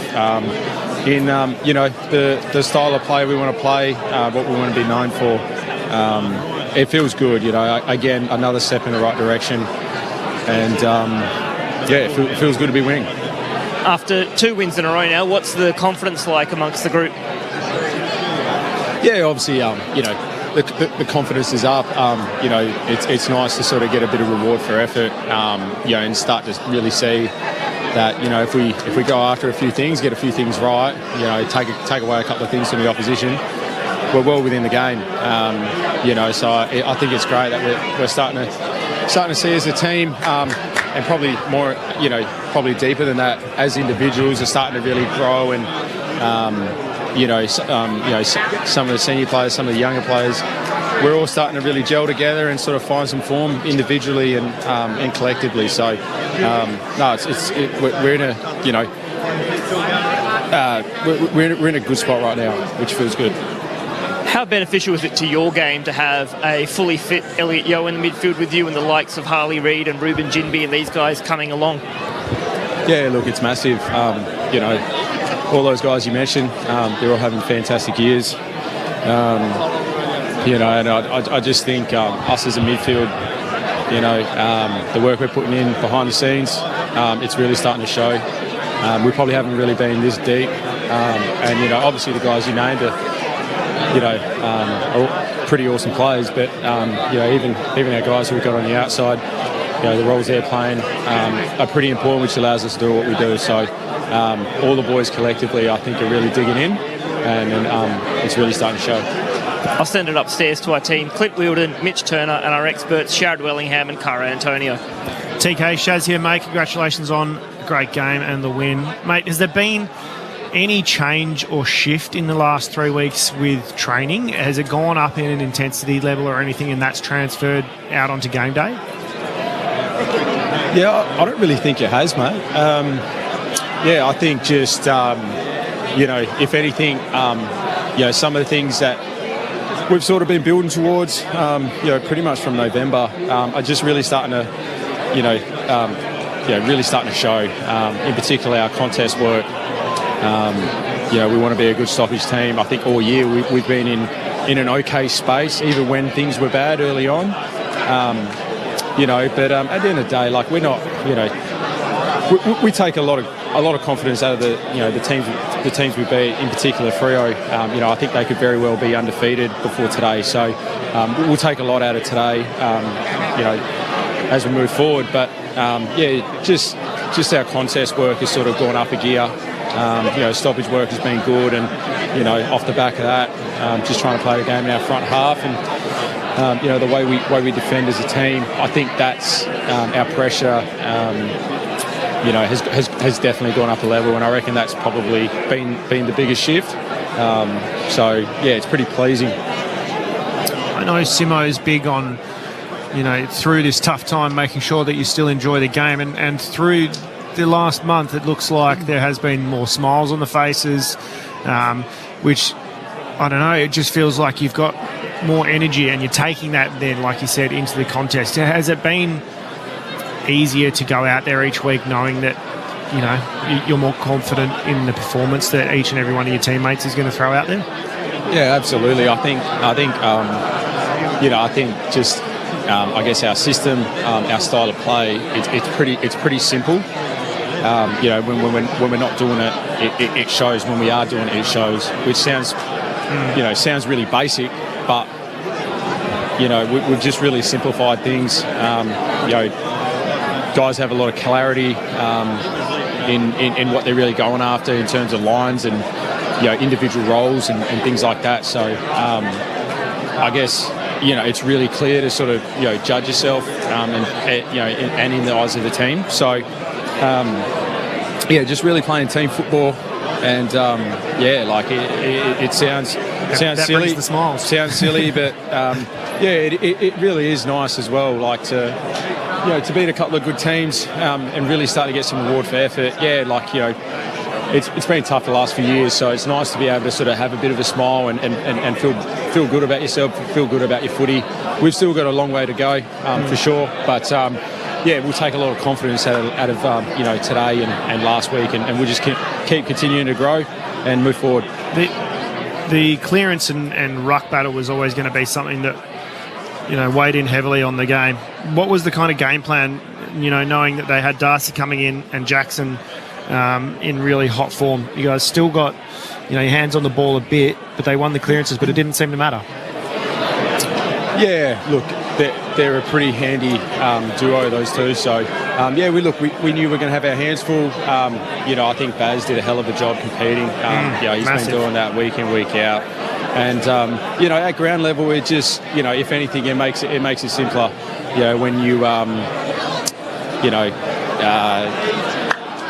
they're gonna get their hands to it. So it makes it simpler as midfielders to sort of, you just got to own in on your craft a little bit, stay on the body a little bit more, just do the basics well, and you can't really second guess whether you're going to win the hit or not. Just sort of stay on the body a little bit and really get after them in the second phase. So I thought we did that. They probably got the clearances on their side, but I think a lot of it was dirty exit, a lot of it was pressured and in their face. So we. In that space, we went after what we planned to. TK Kara here. Congratulations on the win and your individual effort. Just looking at the score sources tonight from turnover, you guys were able to hit the scoreboard with the 8 goals from turnover. We spoke about it throughout the coverage, just a mindset and intent from the team and the boys. But what did training look like this week? Was that a clear, directive from Simo and the coaching group? Sorry, there's a lot happening down here. Do you mind just quickly repeating that? I only really heard the last part. You're right. Just around your your ability to score from turnover, it just looked like your pressure had lifted another notch from last year. What did training look like throughout the week? Yeah, I reckon. Again, I sort of touched on it earlier, but I feel like we've gone to another level in that space. So, just little things. Our pressure has sort of been nearabouts for most of this year. Teams have sort of been able to own the ball off us, and they sort of, when they get in a contest, right, they sort of take a lot of gas out of us by, making us, use all our energy defending. So that, we're just really, in terms of Team D, I feel like we've gone on another level. Teams are sort of having a hard time, keeping the ball off us. And then, just really trying to get in our opponent's face, trying to just contest everything, whether that be a handball, whether that be a kick. We just found it early on, we're probably sitting off a little bit. So I feel like our pressure just to get in their face has gone up to another level. And it's probably, hats off to our forwards. Early on, inside 50 numbers weren't the best, but I felt like at times they could have helped us out. By their pressure, and it's gone. Their pressure has gone up another level, which it makes it easier for us as midfielders and backliners. So hats off to our forwards. Are you struggling to keep up with the high fives down there, mate? Is everyone coming past you slapping up? A lot happening down here, guys, and I think Tim's about to have to go into a team meeting as well. So I think we might have to wrap up there, fellas. Good work, Tim. Well done. Thanks for chatting to us. Thanks, guys. Cheers. There was a lot of... I've been down there, and you would have maybe you crossed paths with Tim, or you just missed him in your football career at the Eagles. Just missed him. Just missed. I've been down, and you would have been down the rooms as well. Tim Kelly's kids have an absolute ball down in the change rooms, and they are constantly running around and running through Dad's legs. He's doing interviews, and I'm sure a few of those noises were Tim's kids. The only question I wanted to ask was how many people did he high five? Yeah. There was a good connection. If you're wondering what that noise was, that's Tim Kelly. How well are they going? How's the dab that him and Harley have got as well? Yeah, I wanted to ask about the celebration handshake that they've got. Yeah, I did notice that. And he was right there when Harley took that absolute screamer, Harley Reid. People say we overhype him. I reckon we might be underselling him. He's good. Trying to. What do you mean? Trying to undersell it, but you can't undersell it. You can't. Yeah, he's good on TV as well, and from afar. But when you watch him at the ground, it's just something special. It is special. It's the way he stands up in tackles more than anything. So strong. More than just the breaking away from packs.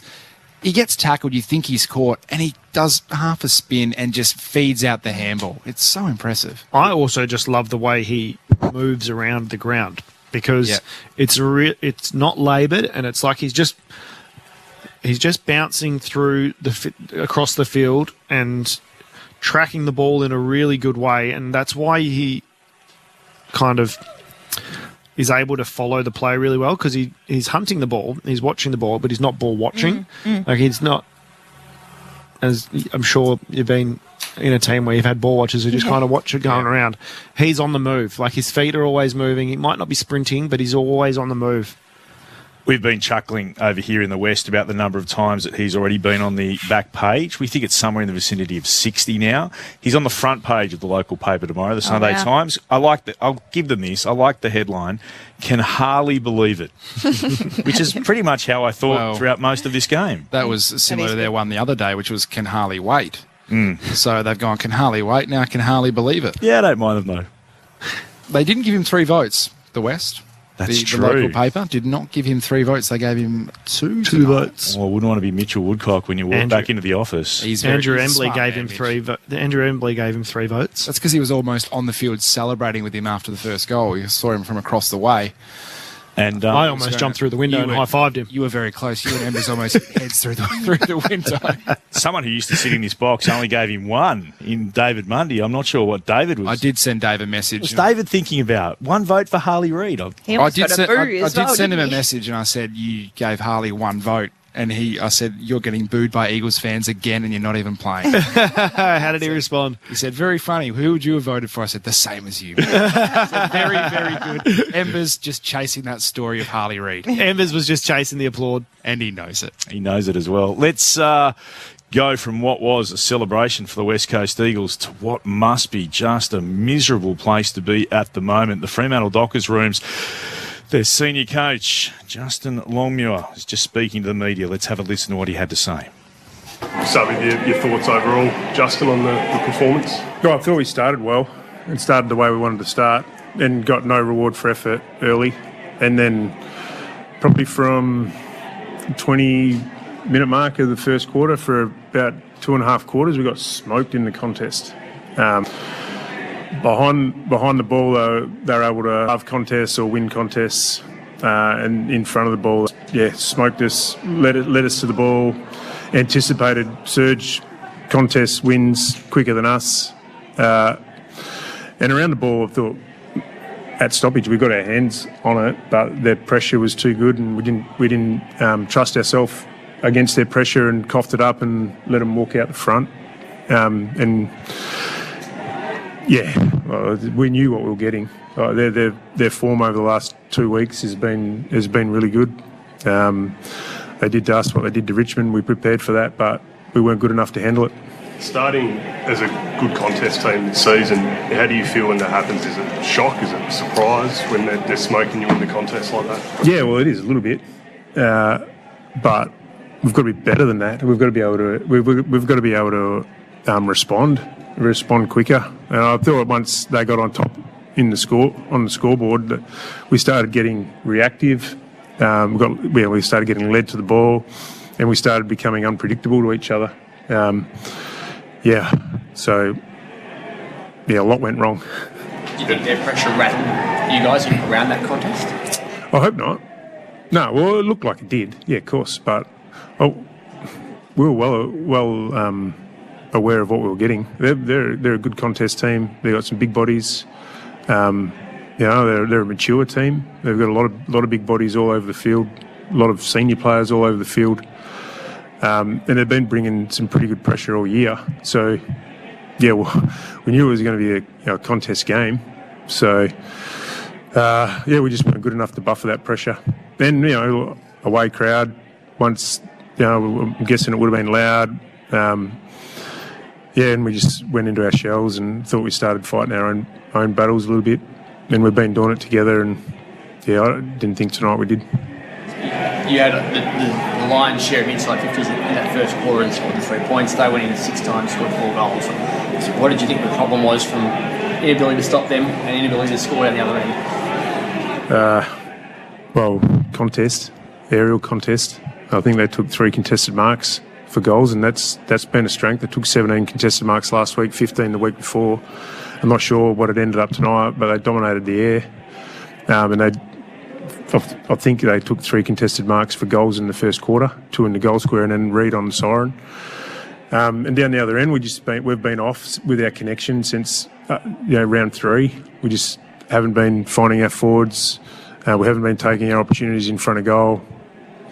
And that bit us on the backside tonight. But we should have had a bit more scoreboard pressure early. Obviously, you need to now restructure with Jai's concussion. What did you think once he went off? What did you think of the moves you made to try to get something going down there? It didn't work. A bit of that was not because Jai wasn't there. It was just because we weren't getting the ball in our front half. So, last quarter we took a few more risks and took the game on a little bit more. And third quarter we created some opportunities. We just missed the opportunities, and they went down and kicked goals. It was probably more the fact that we couldn't get the ball in our front half or inside 50 rather than forward line structure. So, don't think it was on our forwards in those moments, but we're going to have to restructure the forward line for next week. How is Jai? He's good. Yep. Obviously wasn't a well man after it. And it was a pretty innocuous injury. I don't think, Gov was obviously going for the ball, and Jai had his head in the wrong spot. So, he was obviously not that well after, but he seems fine now, which is good. Justin, how is Michael Walters faring after that tackle late in that last quarter? He's fine. Yep. Well, particularly about the ball movement tonight, Justin, how you guys just kept breaking down due to West Coast's pretty frantic pressure right the rounds.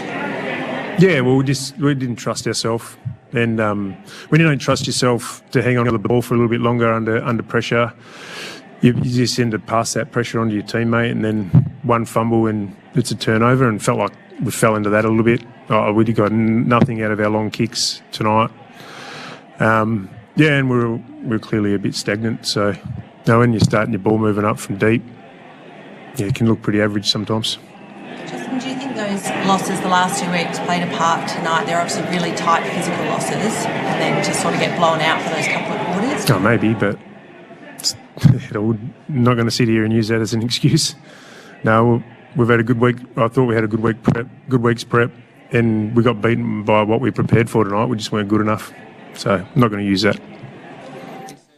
That's the end of the press conference there with Justin Longmuir downstairs. Very disappointed Fremantle coach. His side next week, they remain at home. It will be their home game. Tonight was an Eagles home game, but they stay at Perth Stadium on Saturday night, the annual Len Hall game against the Western Bulldogs. The West Coast Eagles take on the Gold Coast Suns. That's the early game on Sunday across at the Gold Coast. Repeating full time here, 16-9-105. The Eagles, 37 points winners, point winners over Fremantle, 10-8-68 in front of 54,473. What change, and it's easy to look for cop-outs if you're a Fremantle supporter, but losing Jai Amos in the 8th minute of the first term, how did that affect what they were doing? No, not at all. I think the lack of transition football and they were too unable to handle the pressure that West Coast put on them. They weren't getting it in there and not having an option. When they got it in there the way they wanted to, those times when they transitioned the ball well, their forward line looked fine. They just weren't able to handle the pressure that West Coast put on them, really. Or do you disagree? Oh, it probably changed it just slightly, only because Sean Darcy then had to go forward, and rest rather than probably come off. And he's not as agile. He wouldn't mind me saying that. Not as agile as Jai, but listening to that press conference, JL hit the nail on the head. They were off with their connection. They lacked scoreboard pressure when they had their opportunities, and their ball movement was slow and stagnant, and that ultimately came down to why they couldn't get their hands on the ball and put scoreboard pressure on. Like, West Coast were outstanding across those three things. Fantastic with connection, their pressure not only on the scoreboard but at ground level, at contest, outside, and their ball movement was quick and exciting to watch. So they were the complete opposite to what we've seen in previous seasons from Fremantle. West Coast showed exactly what we probably would have expected from Fremantle tonight. But they're going to miss him. They're going to miss Jai. 12 days minimum protocol. Yep, definitely misses the Dogs game on Saturday night. So they'll have to restructure somehow. I mean, Sean Darcy coming back into the side, he'll play more minutes next week, you would think. But, yeah, how that looks, they'll have to go back to the drawing board. How much do they miss the Dockers? And we said they got blown off the park tonight, but how much do they miss Sam Switkowski and Michael Frederick? Bit of speed, who are two incredibly important players to them at that high half-forward position. Do you think tonight they really felt missing those two running in towards goal? They've already lost Lockie Schultz as a player, who was another one last few years who's been terrific for them. Yeah. But no Switkowski, no Frederick. And no they pressure. Struggled in the forward half connection, didn't they? Yeah, no pressure. Where was Hayden Young in that last term? Spent just 4 minutes on the ground. Didn't see anything that happened. Tight hamstring. Is that the official word? Yeah. Okay. And they've probably said not worth putting him out. Yeah, he's a very, very valuable player. So maybe it's not worth putting him back out there, or maybe it's worse. Who knows? But it's a tight hamstring is what Justin Longmuir said. Yeah, I must have just missed that when I was trying to have a look at a couple of other results from earlier today. But yeah, I did notice that Young spent that enormous amount of time off the ground, just 4 minutes in that final quarter. Speaking of missing, Tom Barrass mixed next week for that tackle on Walters. It got brought up in the press conference. Potentially. Wasn't horrible, was it? Wasn't horrible. I mean, he's a lot bigger than Sun. His head also didn't hit the ground. I was going to say the ball. I know I can hit both. I know it sounds crazy because he's gone around almost 360 degrees, but it was actually one action of 360 degrees. It wasn't a stop and a lift. No. It was just he's tried to tackle him. Walters has tried to get away. They've continued to go around. Eventually, Barrass's strength and, I guess, weight has come out on top and seen them go to ground. Walters definitely hits his head on the ground. That's not in dispute. I don't think so. But I'm not sure that Barrass has done anything wrong in the tackle. Yeah, it wasn't over. I mean, he's out-muscled him because he's 25 kilos heavier. But have a look here on the replay. We'll talk you through what we're seeing. Mitch has got just the replay. I'm seeing if I've got the slow-mo as well. Not the slow-mo, but in fast motion first. So Walters takes him on, Barrass gets him, turns around, and then does... He's almost pulling him down onto him. He's almost underneath him. And then at the last second, Walters... There's a little bit of a dumping motion late. He probably didn't he got up and he kicked the goal. So we've got no outcome is big no matter what they say. It's huge. We've got no outcome where he can't continue on. Yep. And we've got a good bloke rule. Great bloke rule. He's a ripper. He's a ripping bloke, Tom. I mean, you just never know, do you? Because some of the don't things you wish you did, though? Like, you go, all right, that's going to be the case. There's But some no things this year, clarity. like they're going to go for that and they get off, or I think he'll get a fine from the actions after. I think at the bottom of the pack he was a little bit fired up, Tom Barras, and he may have been putting a lot of contact into the face of Neil Erasmus and the throat. So I'll have a look at that one as well. Play on edge, Tommy. Keep it up. I don't know. I saw it at the time. I thought, gee, he's giving Neil Erasmus a lot. And Caleb Sarong took offence to that. Then McGovern took offence to Sarong, and there was this massive domino effect. Yeah, so but he was giving him a lot to the face in the bottom of the pack. This is what I don't think Gov liked as we watch Sarong yanking Barras, and then this is when McGovern has come from a long way away to give Sarong a shove. And he definitely had his evil eyes in, because McGovern can look like he's... Yeah, they had to really be separated. Elliot Yeo was the main one who separated Sarong and Gov at the time. We'll have to wait and see. And then Sarong puts his arms in the air almost as if he'd realised that he went annoyed Gov. We need votes. We do need the votes in the ABC Football of the Year, and just the one set in the Christian medal. Who's voting? Cara? Are you taking the responsibility? Yeah. Don't give me the cop out. It's a shared vote. No. I have taken resposibility. Feeling I know where this is going too. What? I'm not putting any Fremantle players in, if that's what you're asking. I'm not thinking that. All right. The one I've gone with Waterman. Thought he was outstanding with his 5. The 2 I've gone to Elliot Yeo, and 3 I thought Harley Reid was best on. That's right. Sorry, I got completely distracted for a second. Can you blame a Cash who just came down to show me something? This happens all the time. Can I get the votes again, please? Yep, Waterman 1. Yes, please. Yes. Yeo 2 and Reid 3. Reid 3. And a very, very honourable mention Yeah. to T. Barras.